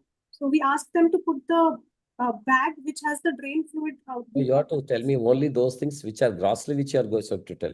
What exactly the in verbatim, you don't have to tell. I would like to know what are the complications which you expect and foresee in a patient on CAPD, so that is your advice should be based on that grossly in such a way that patient would understand. I So would any like to know from cloudy, not the verbatim, whatever you tell. so any cloudy change in the color of the effluent, any cloudy effluent if it is present, or if any patient is having any fever, pain, abdomen, then patient should report early because it could indicate Okay, what peritonitis. was advice given to him? So routinely we give to all our patients the same advice of noting the ultrafiltrate, checking the color of the effluent, and if any That's like CAPD advice. CAPD is prescription. CAPD prescription. So initially 3 daytime exchanges, 4 hours each with 1.5% dextrose, and 1 nighttime exchange with 2.5% dextrose of 6 hours duration. Ultrafiltrate at that time was around 700 to 800 ml per day. Training was provided for CAPD exchange. Femoral access was removed and he was discharged. After 2 months' time, special test was done to assess which type of transporter he Interesting to know that you advise the 3 sessions during the daytime and the 1 night session is a 6 hours only. Why like that? He has to get up with early in the morning or in the middle of the night he should start. What is the time schedule given to the patient? How you advise the patient to, you give a prescription. You give a prescription. Yes, sir. Yes, sir. Now you tell a prescription what is given to the patient along with the timings. So along with the timings, generally, we start with 4 daytime exchanges. So we write the daytime exchanges, then the in time, each exchange time, total exchange time of 4 hours. In that 4 hours, in time is about 10 minutes, out time is about 20 minutes, and the dwell time of about 3.5 hours. That is for the daytime exchanges. Timing can be How many hours you will enjoy the CPD with one exchange? How many hours? 3 hours only. So 3 to 3.5 hours in the daytime exchange. The total exchange time is 4 hours. So you mean that the whole day you'll be on CAPD only, here and there. So yes, sir. Okay then. So night, what about the night? At what time he is supposed to start and end? So overnight exchange we write. You said that it's only 6 hours in the night. Yes, sir. So when he has to start and when he has to stop? So actually, when patient is in the hospital, then we give an exchange at around 10 o'clock at the night, and it is drained out in the morning at around 6 o'clock. So he has to wait till 10 o'clock to get it thing, and he has to get up at 6 o'clock promptly in such a way that he has to stop the PD actually. Do you think it's practically good? No, sir. On OPD basis, we tell them overnight exchange and they can do it according to their suitability with between 2 to 3 hours of dry time. Okay. But what is this prescription which you routinely give only during the hospitalization or at the time of discharge also? At the time of discharge also 4 daytime exchanges and 1 overnight exchange. 4 daytime and 1. So 5 bags a day he uses. Yes, sir. Is it okay? And each of 1.5 or 2.5? So daytime exchanges with 1.5 and night exchange with 2.5. So do you think that it is actually the insurance covers is in CAPD or the out-of-pocket expenditure to the patient? So currently it is being provided under the government scheme. So you give 5 bags per day? Yes. 5 bags per day? Yes, sir. So almost 150 bags you give it to the patient every month. Is it? Yes, sir. Okay then. Okay. If that's then what about the ecodextrine? Because as a diabetic, do you think such a huge amount of glucose load is able to tolerate that? No, sir. Actually, it will cause worsening of glycemic control, but icodextrin is not available yet under the scheme. So that is why. So he's able to tolerate all the 5 exchanges, each with 1.5, or night exchange is the 2.5. Yes, sir. 2.5. Okay. So what exactly is PET test actually? How do you do that? So PET test is peritoneal equilibration test. So we instill a 4.25% dextrose solution of 2 liters, and we take dialysate samples at 0, 2, and 4 hours. And at 2 hours, we also take the plasma sample for urea, creatinine, and sodium. And we also check the ultrafiltration capacity in the PET test, and we also check for a dialysate glucose at time 0 and dialysate ratio at initiation to time. Exactly, how do you classify them and what are the clinical implication or application of this particular test? So actually, we will check the ratio of dialysate creatinine by plasma creatinine, and implication is that some patients who will be who will have fast high transporters, that is the fast PSTR patients, they will have a D by P value of more than 0.8. So these patients, they will have good clearances, but the ultrafiltration will be low. So in such patients, we have to give a frequent exchanges, or we can use icodextrin for the long well. And in patients who are low transporters with a D by P of less than 0.5, in such patients, the clearance will be poor, but the ultrafiltration will be good. Did you ask him actually whether he underwent a PET test? Yes, sir. He underwent a PET test after 8 weeks. What type he was? Sorry, sir. What type he was actually? And did you change the prescription after the PET test? Yes, sir. His prescription was PD was increased to 4 exchanges daytime and 1 overnight exchange. What do you mean by that? Can you guess what exactly the PET outcome? Sir, since his number of exchanges were increased, probably he was a fast transporter. Fast transporter. Okay. So what are the consequences of somebody being fast transporter? So fast transporter, they will have ultimately long-term increase in morbidity because there will be high risk of peritoneal sclerosis in such patients. Ultrafiltration will be poor, and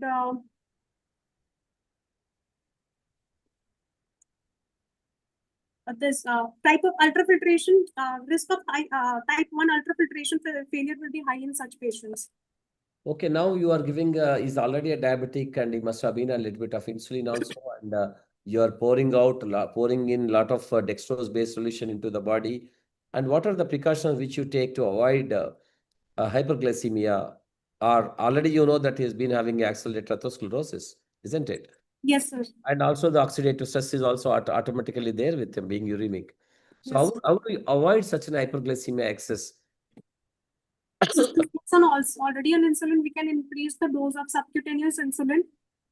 Otherwise, we can also administer.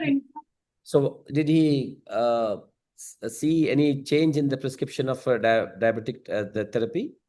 Did you ask him whether was there any change in the prescription of the diabetes therapy? In dose of insulin was increased, sir. Okay. How much dose he increased?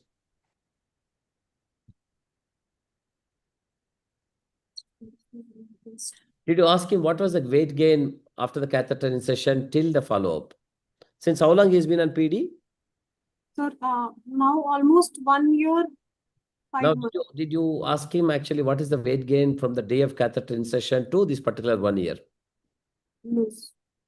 Why actually these people are supposed to gain weight? It's a generalized well-being and nutrition, appetite will improve. What is the risk of or the prevalence of metabolic syndrome in patient on peritoneal dialysis?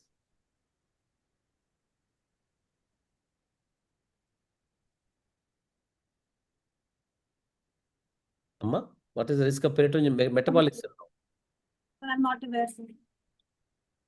No, you are giving a 5 exchanges almost with 1.5 and 2.5 and like dextrose based in a diabetic old man.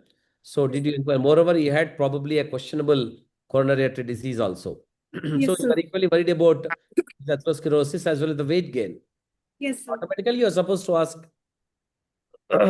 isn't it? Yes, sir. That's also very, very important. Was there any change in the prescription, general, after he started having a peritoneal dialysis? So only once after this test was done. So after that, So he's currently on 5 exchanges, 4 daytime and 1 overnight. No, no, I'm not talking about the peritoneal. The PD prescription we already discussed. About the general prescription. General prescription. Yeah. No, sir. What are the drugs he has been taking on PD? Sir, antihypertensives, insulin. What was that? So, why do you have to know about antihypertensive drug therapy on PD?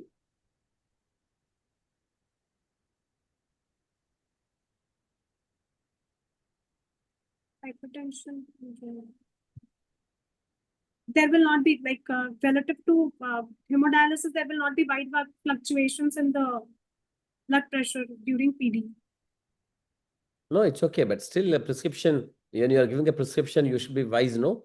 You should be wise enough to give a particular prescription and also to see and monitor actually what are the drugs that can be given even on PD.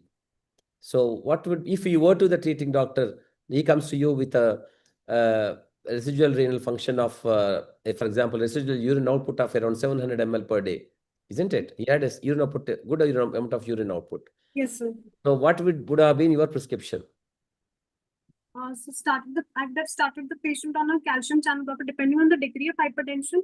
So after that, started the patient on calcium channel blocker and a beta blocker. And further, if the patient's BP was still high, for more than 190, how do you preserve the residual renal function when the patient is on PD? Now you tell me what are the things which you do so that you can maintain the patient with such a good, wonderful residual renal function for a very long time. Now you tell me what are the implications also. So implications of residual renal function being maintained, so there will be good solute clearance and better middle molecular clearance with PD. Yeah. Okay.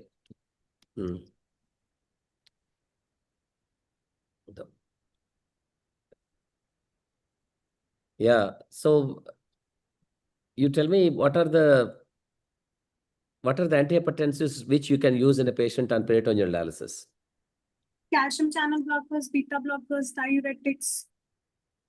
Why you avoided certain important drugs? What are they? Clonidine. No, what are the things which are important which you carefully avoided? So ACE inhibitors, ARBs. So what is wrong in given ACE inhibitor, ARB and PD? So since the patient is on dialysis, actually, that is why I did not mention it specifically. No, you tell me what are the other ways of protecting residual renal function and peritoneal dialysis? Don't you think the residual renal function is important or not? Yes, sir, it is important. So why so?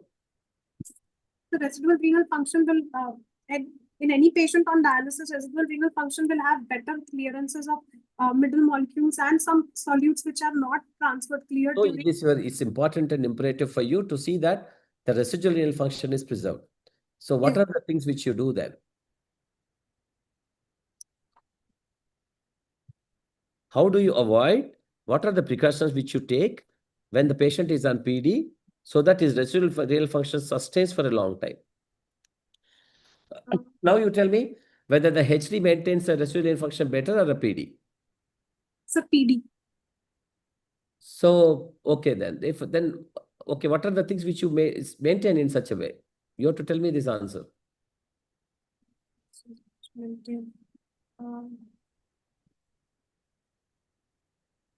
What is the impact of a diuretic therapy on a CAPD patient? Whether you give it or not? Yes, sir. Diuretics can be given. How do you give? And why do you have to give?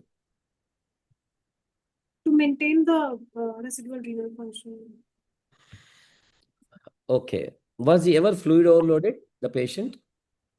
Sir, after CAPD initiation, he did not do it for 1 month. So after that, he came in with features of volume overload and okay. Vomiting. When the patient is comfortably taking a dialysis with 5 exchanges, when the patient has been getting a comfortably 600 to 700 ml ultrafiltration every time extra after putting a 2 liters of CAPD fluid, then why he will come to you with a congestive heart failure and fluid overload state? Don't you think it's abnormal and unusual? Sir, if a pre-existing cardiac disease or That's any what I would like to know. What other happens to his cardiac status before putting a catheter? he did not have any features of heart failure, and there was no feature of any ultrafiltration failure which can cause, and he had relatively well preserved renal residual renal function. I expect, okay, I'll ask you one more scenario that if we were to be having a congestive heart failure prior to catheter insertion, then the PD was actually an important procedure for him, isn't it? It's Yes, sir. important for us to go for PD only rather than HD. Yes, Okay. sir. And he's already comfortably on 5 sessions. What would have been your prescription otherwise if he's a patient with ejection fraction of 30 and requires a peritoneal dialysis? What would have been a better comfortable prescription for PD for him rather than the 5 exchanges per day or something? So APD could have been done. If we could have started him on APD. APD.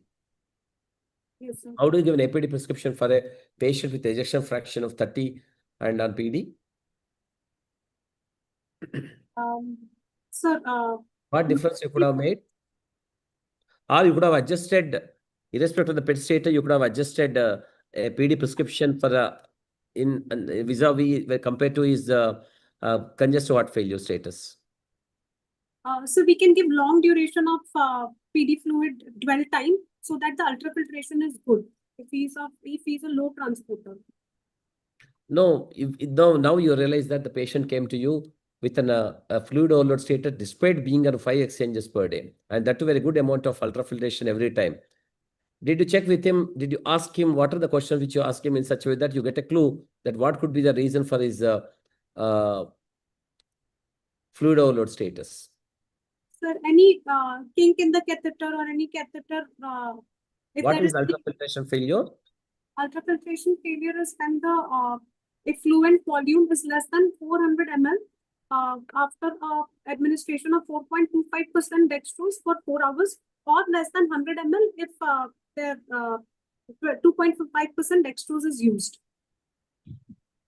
Okay.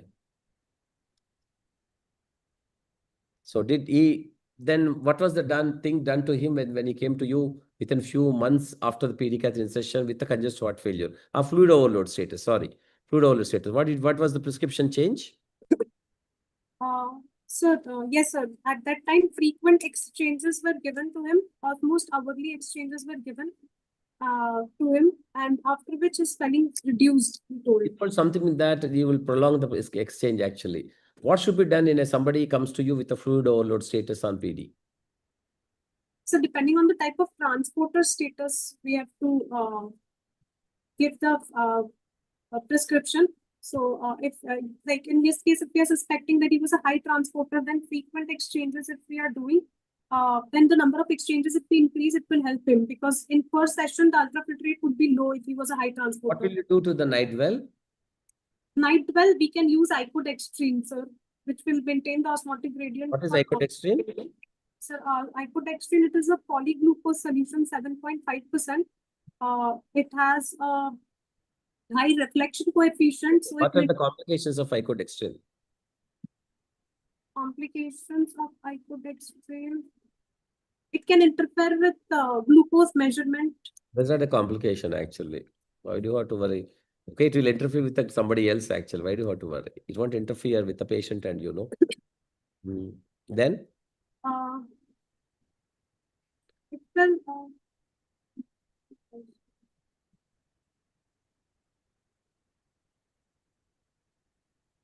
Okay, then what is the course after the CEPD?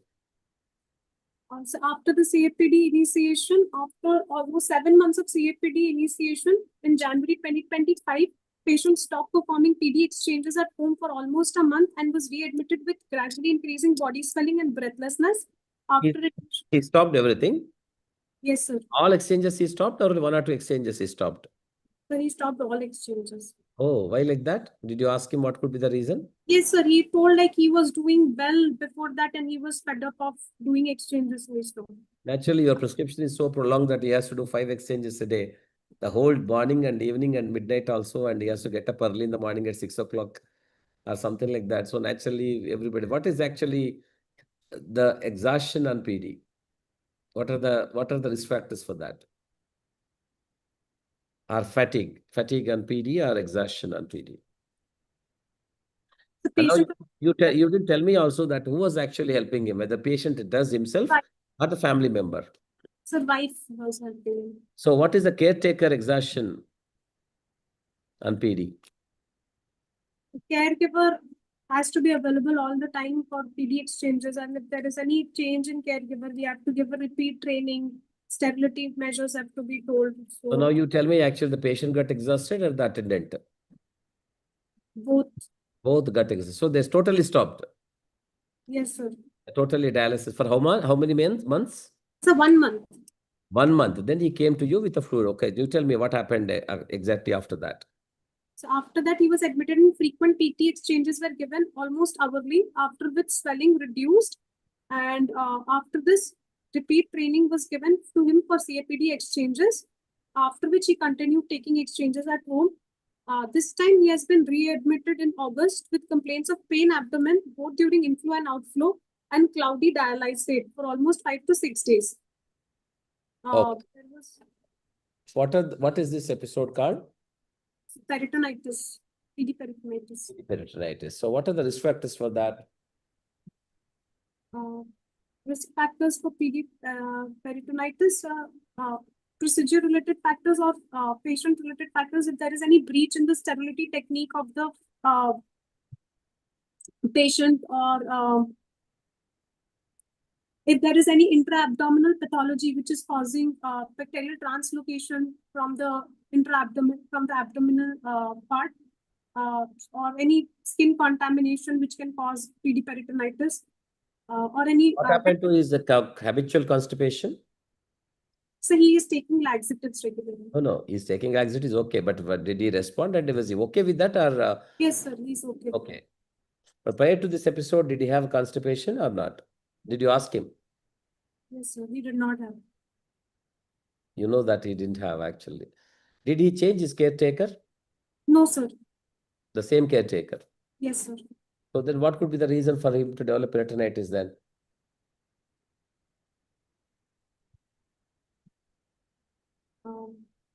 Contamination. Contamination. Change. Only. Okay, During... fluid also. Okay. Okay. What happened to his nutritional status over this particular 1 year on PD? Sir, he reported improvement in appetite and generalized well-being while he was doing PD was good. Okay. So what during the PD, what nutritional advice you give it to the patient compared to the hemodialysis? What is the change in the prescription of nutrition? The protein intake has to be more in PD patients compared to hemodialysis patients. What is that advocated? So 1.5 to 2 grams per kg we can give. What exactly in a routinely an ordinary Indian, how much he takes? Ordinary Bengali, how much protein he takes per day?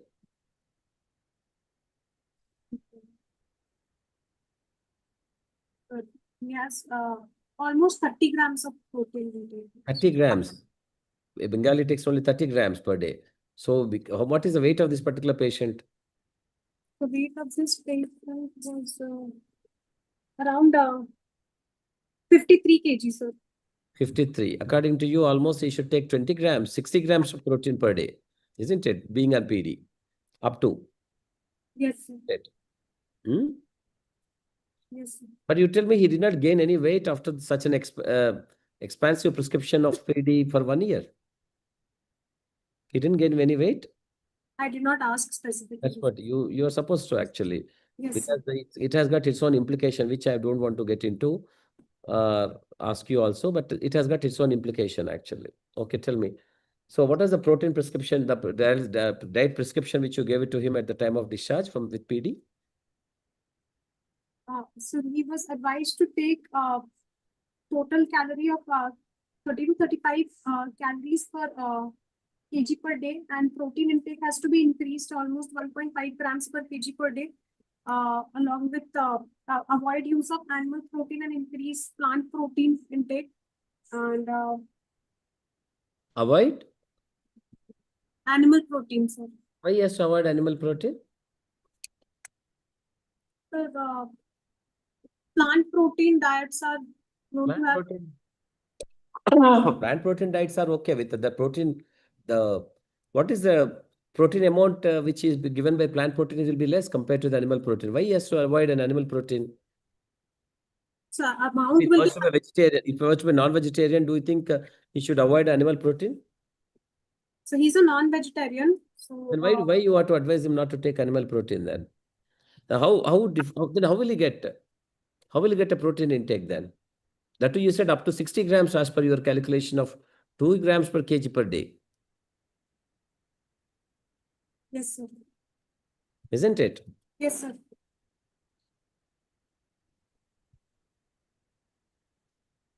Okay then. So now he's been treated. Now this admission is for the sake of peritonitis, isn't it? How is he getting the treatment now? Sir, after admission, he was found to have high blood sugars and PD fluid was sent for analysis. How and much he is was the blood started. sugar? Very high blood sugar. Yes, sir. Around 400. 400. Okay, ठीक है. Then And PD fluid was sent for analysis and found to be infected, and he was started on IV and intraperitoneal antibiotics with what is your prescription of antibiotic for the first episode of peritonitis? so at our center, we start with IP vancomycin and we give IV ceftazidime to the patient. How much is the dose? So IP vancomycin, 15 to 30 mg per kg. First dose has to be given, and after that, actually recommended is 500 mg every 5 to 7 days interval intraperitoneally, and injection ceftazidime 1 gram. Now you tell me what is the urine output now for him? So currently urine output is 400 to 500 ml per day.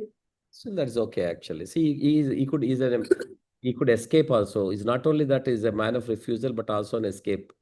He escaped the onslaught of vancomycin, 3 episodes of infection with the jugular catheter that time, and also peritonitis, this time also vancomycin. What is the dose of vancomycin which you give instill intraperitoneally? So 15 to 30 mg per kg. 10 to 30 mg per kg. How frequently? Sir, loading dose that is given, and after that it is repeated after every 5 days. 5 to 7 days is the 5 days. Then otherwise, what will you give in between then 5 days then?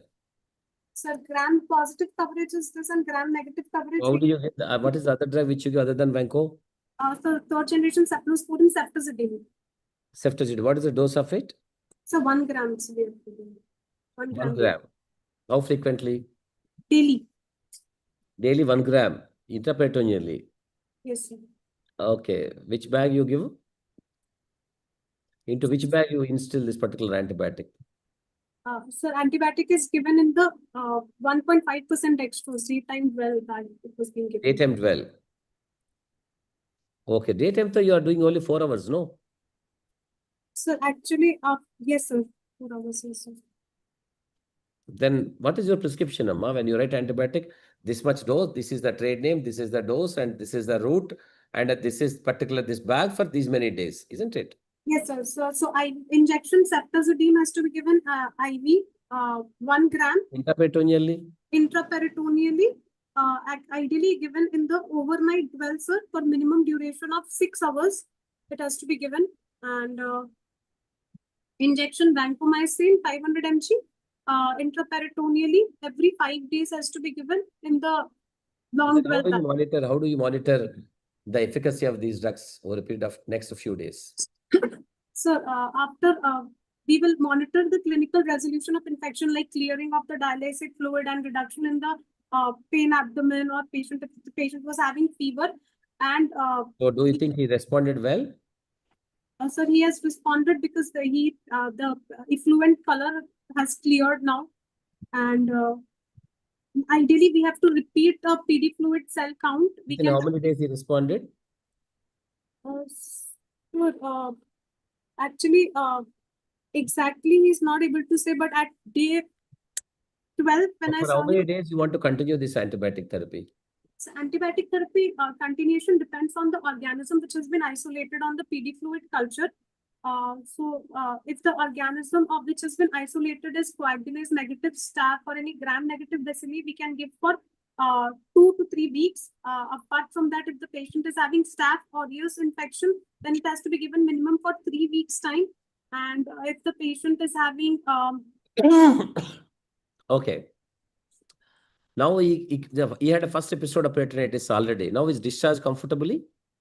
So he was in the hospital when I saw him, but Okay. now he has been discharged. Yes. So with a normal no episode of pain or clear fluid, no?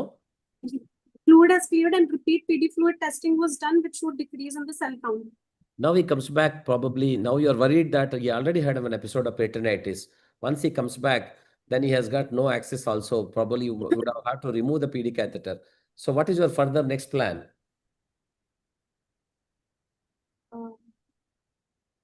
So in this case, if we have to actually take care of the central venous stenosis, and we can opt for, if there is no, we have to evaluate and check, and if there is any intervention we can do, and create a right hand AV fistula for any future access creation. Okay, that's what actually. Do you have any plan for him to get a proper access? Because he already had an episode of peritonitis. Yes, sir. Yes, sir. So what is the impact of this particular peritonitis on peritoneal membrane over a period of time? So it will cause increase in the peritoneal sclerosis. There will be inflammation. Patients who are having even low transporters, they will have high effect to peritoneal surface area because of this peritoneal inflammation, and there will be sclerosis. Sometimes it can also eventually lead to that encapsulating peritoneal sclerosis. Okay, as the last option, actually, what is the how do you think the transplantation is an option for the 68-year-old? So in his case, only wife is there, like who can be potential donor, or he has to be enrolled for a deceased donor. But access, as he's a case of access crisis with also now complications of PD, he can opt for transplant. If the wife doesn't want to give, you would like to apply for a disease donor transplant program? If the wife is not willing, yes, sir, we can apply for a deceased donor. So this age is okay, 68-year-old for the disease donor transplantation program? Actually, it is higher side, but age is not a cutoff factor. Frailty, actually, we have to check and we have to enroll. Okay. What is the Government of India proposal as far the age is concerned, the upper limit of age is concerned for the transplantation through deceased donor in this country? 60 years. 60 only. Beyond above 60, nobody should go for transplant. So that's. I would like to know from you whether you'll advise transplantation through deceased donor or not for him. Whether it's acceptable to our national program of disease donor transplantation at the age of 68 or not. I would like to know from you.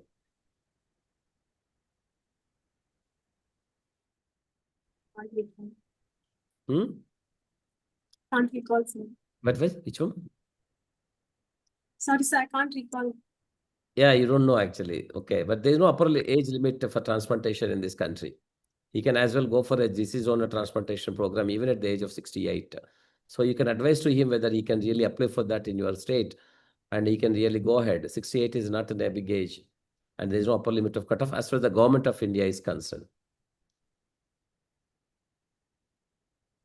Okay, then what are the precautions which you take to avoid further episodes of peritonitis? So retraining has to be given to prevent further episodes of peritonitis, and we have to evaluate. We have to check if there was any caregiver change in the caregiver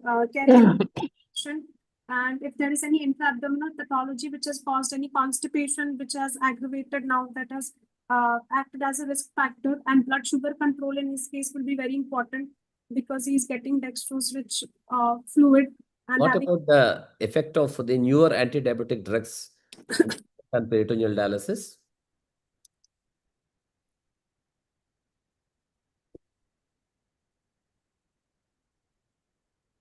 Do you advise any new anti-diabetic drugs which are there in the market, or which is with a lot of literature available around? So what is the effect of or use of those particular or utility of those drugs in a CAPD patient? Can they be given safely?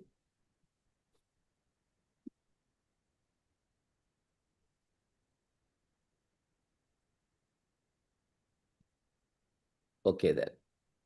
So it's a routinely customary to ask the summary, but it's not really required now. It is such an exhaustive, and after almost a lifetime of a patient of kidney disease over a period of time and years, I think we can conclude it here. So we spoke about transplant also, we can conclude it here. Should not be a problem. And thank you very much. Thank you, sir. And over to Dr. Pratik. I think it's almost, we are also exhausted of the time. Yeah. Yes. Thank you, sir. This is excellent discussion. Like seasoned examiner, you have inquired everything and extracted everything from the student which he has not asked. It's really teaching for us. And for us, that I need to do a small summary is a part of the program. So, just about the questions you have asked, and part one, and secondly, your opinion regarding the performance of the student, whether she had performed well or should pass in exam. That is, for me, every student should pass actually. That's not a problem for me. My worry is that theoretically all the students are good actually. Some of the finer details only they miss the routine hepatitis B vaccination. So may not be so popular hepatitis B infection and virus vaccination now, but it is definitely an important aspect. Something like that. They should, doctor and the patient should have a good conversation. It's not that the patient telling about himself totally and doctor noting it out. It's actually the doctor who is supposed to ask the question without the patient realizing that it has got a scientific implication. That's more important. That's why it is called a scientific vocabulary, scientific discussion. In fact, I consider that patient and the doctor should have a scientific discussion where the doctor patient is not the scientist, is the most illiterate in front of you, sitting in front of you. It's okay, but it's you should know what are the implications of the particular answers which he gives. So regarding the questions which you are going to put to him. So I feel that the students are good if they expect that this is a question which probably the scientifically relevant and the teacher is going to ask. Then the teacher will have less questions to ask you. And that's how the students will score over. Should not allow the teacher to ask you more questions. Theoretically, if we can ask 100 questions, but that's called grand viva, which is usually there in the afternoon hours of the exam, where the theoretical questions we ask. But the case discussion is basically how the conversation took place between the doctor and the patient. According to me, maybe people will have different opinions, but according to me, it is a scientific conversation between the doctor and the patient, which I see in the student, which I expect out of the student. okay. So I think there's a lack of time, so we'll go rapidly to the OSKI session where we'll be there. Sorry. Oh, I forgot actually that. Okay, so it's late. So you can wait for 10 minutes or otherwise if you... Okay. So Anirudh will be telling about 2 OSKI questions and then you have to just read the question and try to answer. No. Okay, sir. Oh, he did not remind me. Ayyo.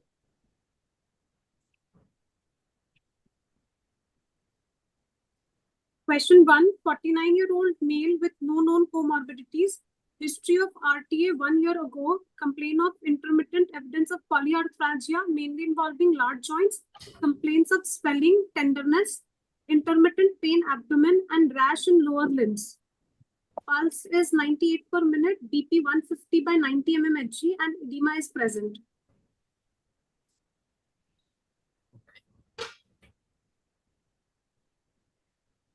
Yes. This is the examination finding. What do you see?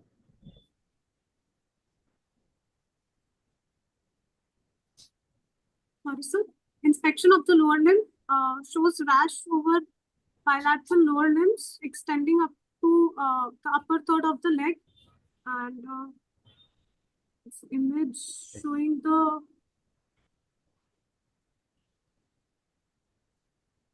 So do you think these are purpura? yes, sir. Purpuric spots are present, Yes. especially over the upper part. Yes. So this patient is having this skin manifestation and the clinical manifestation given earlier.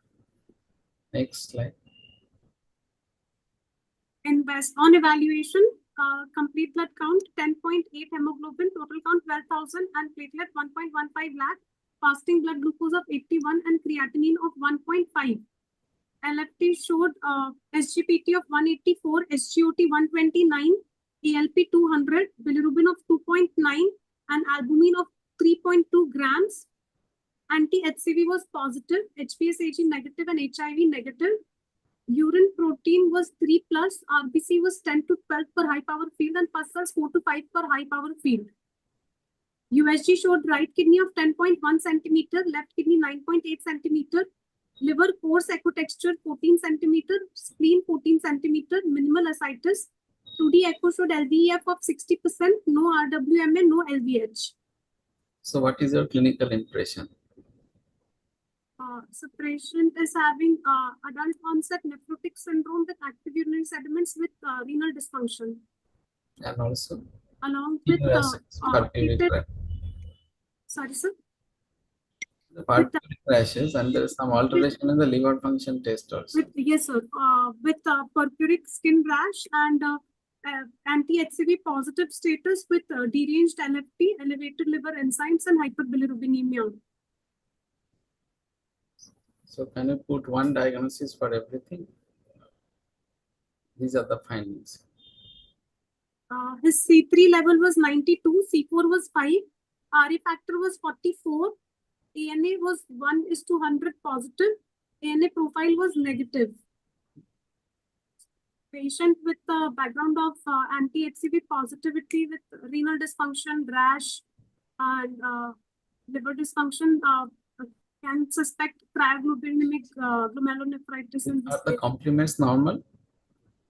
Sir, C3 is on the lower side of normal. What about C4? C4 is low, 10 to 40 is the Yes. usual range. This is low. There is also rheumatoid factor positivity. And rheumatoid factor. So what does it indicate? Systemic, any autoimmune disorder. Sometimes false positive rheumatoid factor. So if you put together all these things, so what is your diagnosis? Cryoglobulinemic glomerulonephritis. Okay. So what is this test performed? Sir, for precipitation of cryoglobulins. So how do you test cryoglobulin actually in the blood? So we will take a preformed vial and collect the temperature and maintain the blood sample, collect blood sample from the patient and maintain it at the body temperature of the patient. And the sample has to be sent to the lab, and in the lab there will be the sample will be kept in the refrigeration at -4 degrees to look for the precipitation of the cryoglobulin. Okay. So what is it here? What do you see? Cryoprecipitation. The precipitation is there at the lower temperature, and it is dissolving at a normal temperature. Cryoprecipitation. Yes. Okay. So this is the biopsy done. What do you see in the biopsy? In part A of the biopsy shows presence of glomerulus with surrounding tubules. What is In the the stain? glomerulus, sir, What is the stain? silver stain is Silver. This is not silver, this is hematophilia. silver stain is used. That is What is the pattern you see?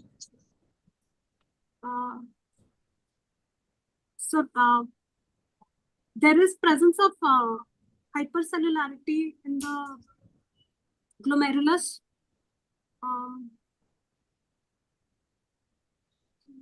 Is same and If you go to the corner of the glomerulus, what is the pattern called?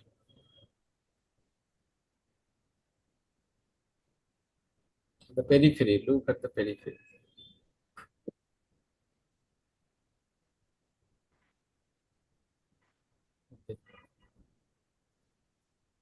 So this is a pattern is called MPGN pattern. You see the lobular accentuation, the membranes are regular.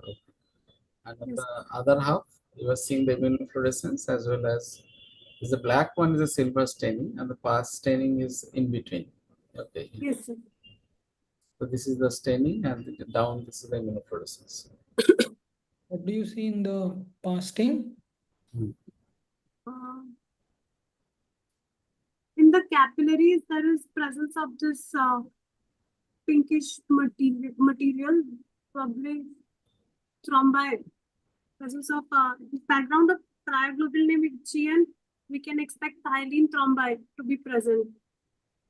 What does it classically call? They're not Pseudothrombi. pseudothrombi. They are composed of Cryoglobulinemic immune IgM. complexes. IgM. IgM. That's why they are past positive, silver negative. Past positive, silver negative. What is this? So it's an electron microscopy picture, and these are the fibrillar pattern of deposition of the immune complex. What is the structure shown? Is it the capillary or the basement membrane or? Basement membranes, sir. Yes. And you get a deposition, dense deposition. Okay. Where the sub Endothelial. yes, subendothelial deposition. So your after all this, what is your diagnosis now?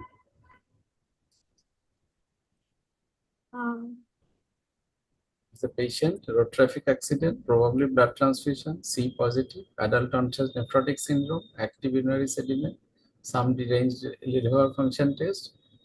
Along with that, the false positive rheumatoid factor, very low C4. And in the biopsy, you have shown the MPGN pattern. And this is in the immunofluorescence, you see the IgM, and this is the electron microscopy, subendothelial deposit. Cryoglobulinemia, glomerulonephritis. Yes. So, it will tell the details a bit. So mainly there are, as we all know, the classification by Burette, it's three types of cryoglobulins are mainly seen. In this case, it's commonly seen with type 2 that there is false positive RA, where there is monoclonal IgM and polyclonal IgG, which is commonly associated with chronic hepatitis C infection. And they have increased propensity for renal involvement as well. It's also associated with other systemic diseases, systemic autoimmune diseases, as well as most commonly with other proliferative hematological conditions like multiple myeloma, Waldenstrom, macroglobulinemia. And again, these mainly we look at the type of clinical involvements in which dermatological as well as neurological involvement can be seen. Mainly in type 1, there are hyperviscosity mediated symptoms, and in type 2 and type 3, there are vasculitic, true vasculitis like picture. And this image again highlights mainly the small and the medium sized vessels are involved in cryoglobulinemic vasculitis. And when we look at the pathogenesis of the cryoglobulinemia, mainly the viral antigens mediate the expression of the aberration of the immunogenic cells. And we can see in, again, as what we were saying, that in type 1, there is not per se much of immune inflammation or inflammatory mediation. But in type 2 and type 3, there are immune cell mediated or inflammatory cell mediated vasculitic changes.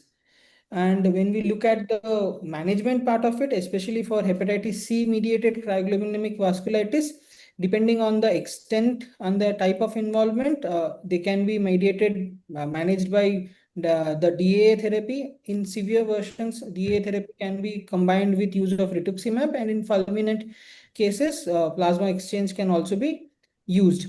In type 1, depending on the nature of the antibody, that is IgM or IgG, the bortezomib or rituximab based therapies along with plasma exchange can be used in management of this cryoglobulinemia. So coming to the last question. A 58-year-old man, known case of type 2 diabetes and hypertension for 10 years, complained of epigastric discomfort and fatigue for 3 months. He notes dry mouth, weight loss, and intermittent low-grade fever, and recent episodes of eye irritation and cough. CBC showed hemoglobin 9.8, total count 7,500, platelet 1.21 lakh, creatinine of 1.14 mg per dl, sodium 137.7, potassium 4.1, urine shows albumin nil, RBC 3 to 5, pus cells 1 to 2, urinary ACR 25, LFT bilirubin of 8.6, direct bilirubin 7.5, SGPT 45, SGOT 39, ALP 442, amylase 34, lipase 40. USG shows right kidney of 11 centimeter, left kidney of 11.8 centimeter, and liver of 14 centimeter. So what is the limitation?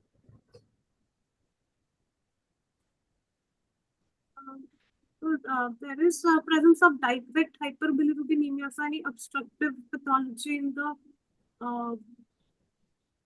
Okay. gallbladder or in the CBD we can expect. Let's see.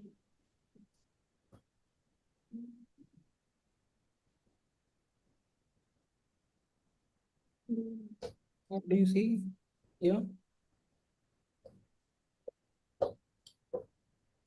What is this investigation? So CT scan. Yes. Coronal CT. CT scan of the thorax, non-contrast. You see some mediastinal structures, is that? Yes, sir. Lymph nodes. Lymph nodes. Okay. Next. Showing abdominal CT plane With contrast. contrast. One part you see the liver, spleen, and pancreas, another part you see the kidney.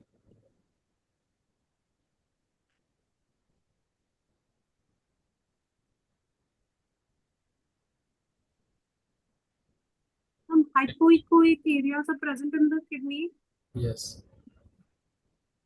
bilaterally present, and also seen in the pancreas. Pancreas a bit bulky. Okay. So do you feel any infiltrative disease is there? Because liver function is deranged, pancreas is bulky, kidney has a, you see, Hypoechoic, deposits like thing. Yes. yes, sir. Infiltrative. So considering this pain, abdomen, epigastric discomfort, mediastinal lymphadenopathy, what do you suspect?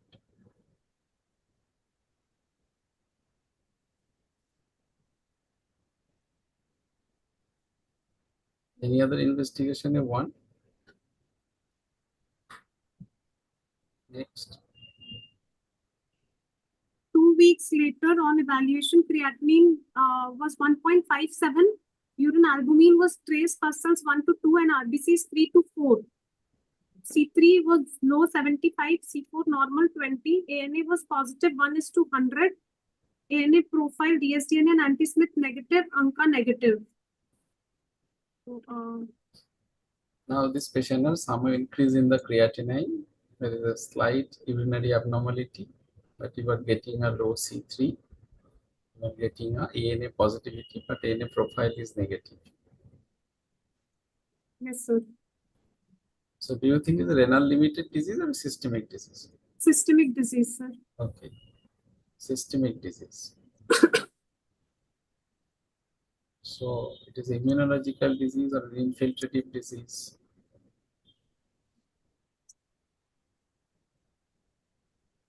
Or a neoplastic disease. Sorry, sir. Or a neoplasm, Neoplastic. because you have lymph node, you have liver infiltration, you have kidney infiltration. Neoplastic disease can be a possibility. Yes. And any other disease? It's immunological disease, but not immune complex mediated or glomerular disease. Next. Renal biopsies. Yes. So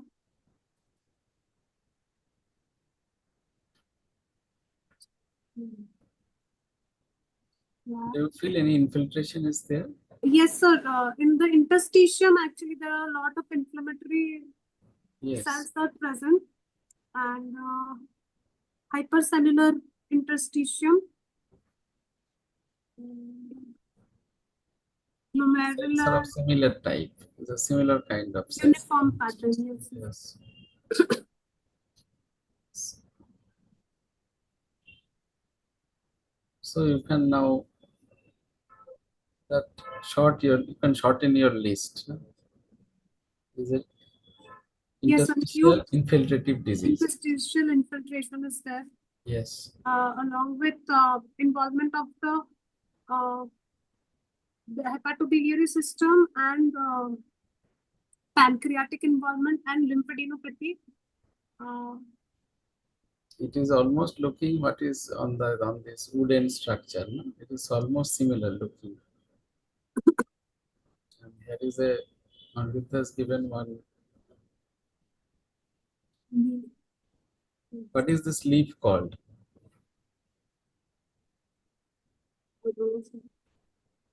Hmm? You can see in the different areas in Canadian, even in the flag and in the logos, restaurants, you see this. Okay. Anirudh. Okay, we'll go to Whenever you see this black thing, that means it is, yes.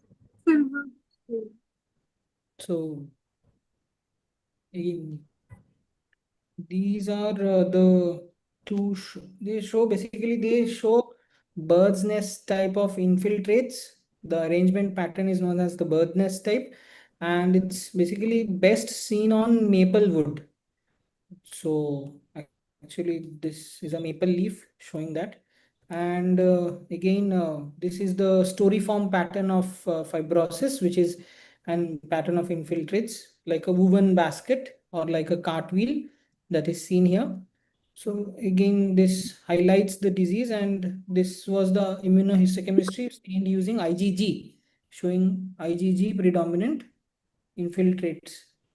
So what would be your diagnosis and how would you confirm and how would you treat it?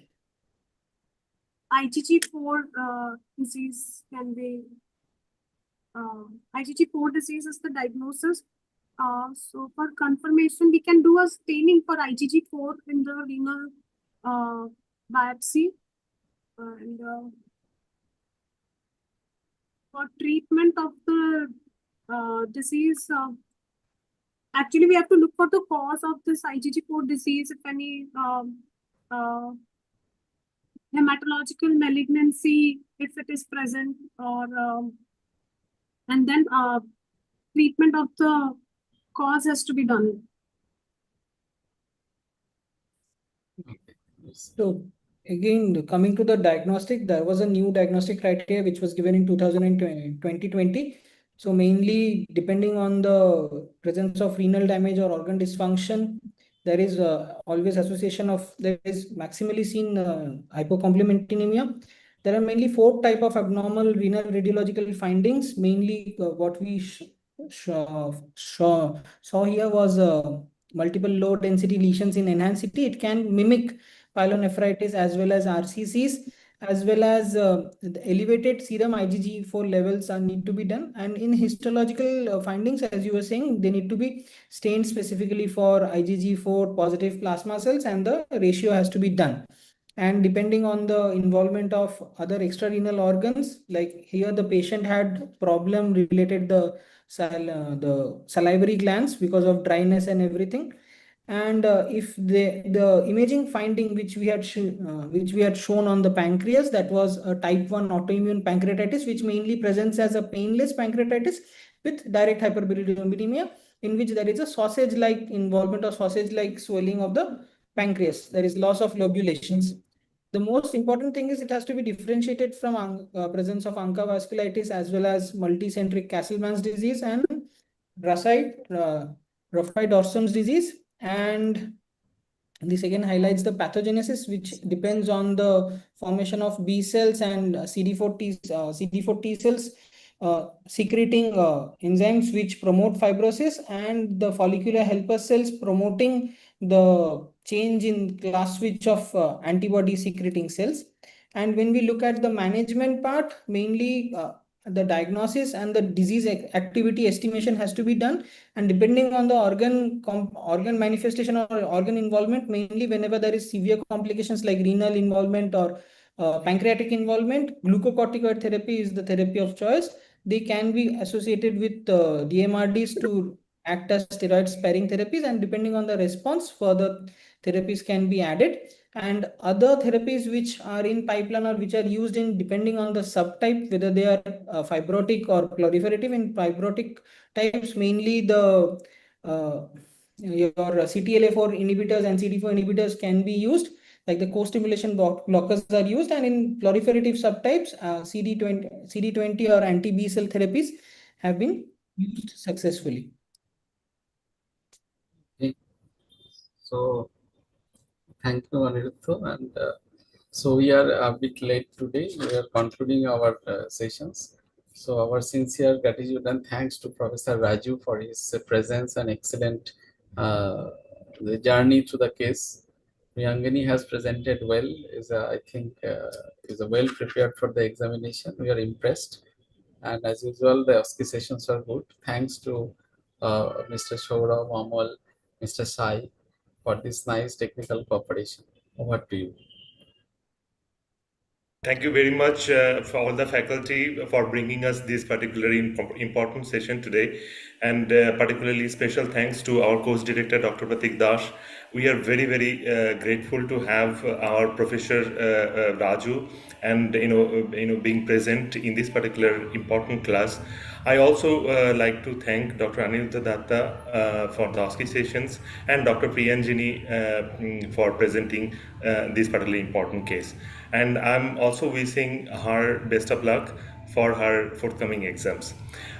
This is a very, very important day today. Today is a World Sepsis Day, and a small update from the Microlab side that on Monday we are going to have an international speaker program. Dr. Simon Nadel from UK is going to speak on current perspective and the future paradigm of sepsis, followed by a very, very important panel discussion. I think the topic of the panel is sepsis in special population. So one of the subject is being taken as a sepsis in nephrology as well. So if any one of you are interested, please do let me know. I'll be forwarding you the links. Thank you very much for staying with us. Looking forward to meet you soon. Thank you very much, sir. Thank you. Good night. Thanks.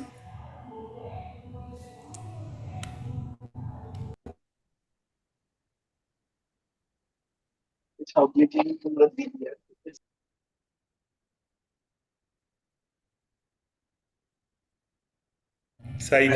the session. Yes.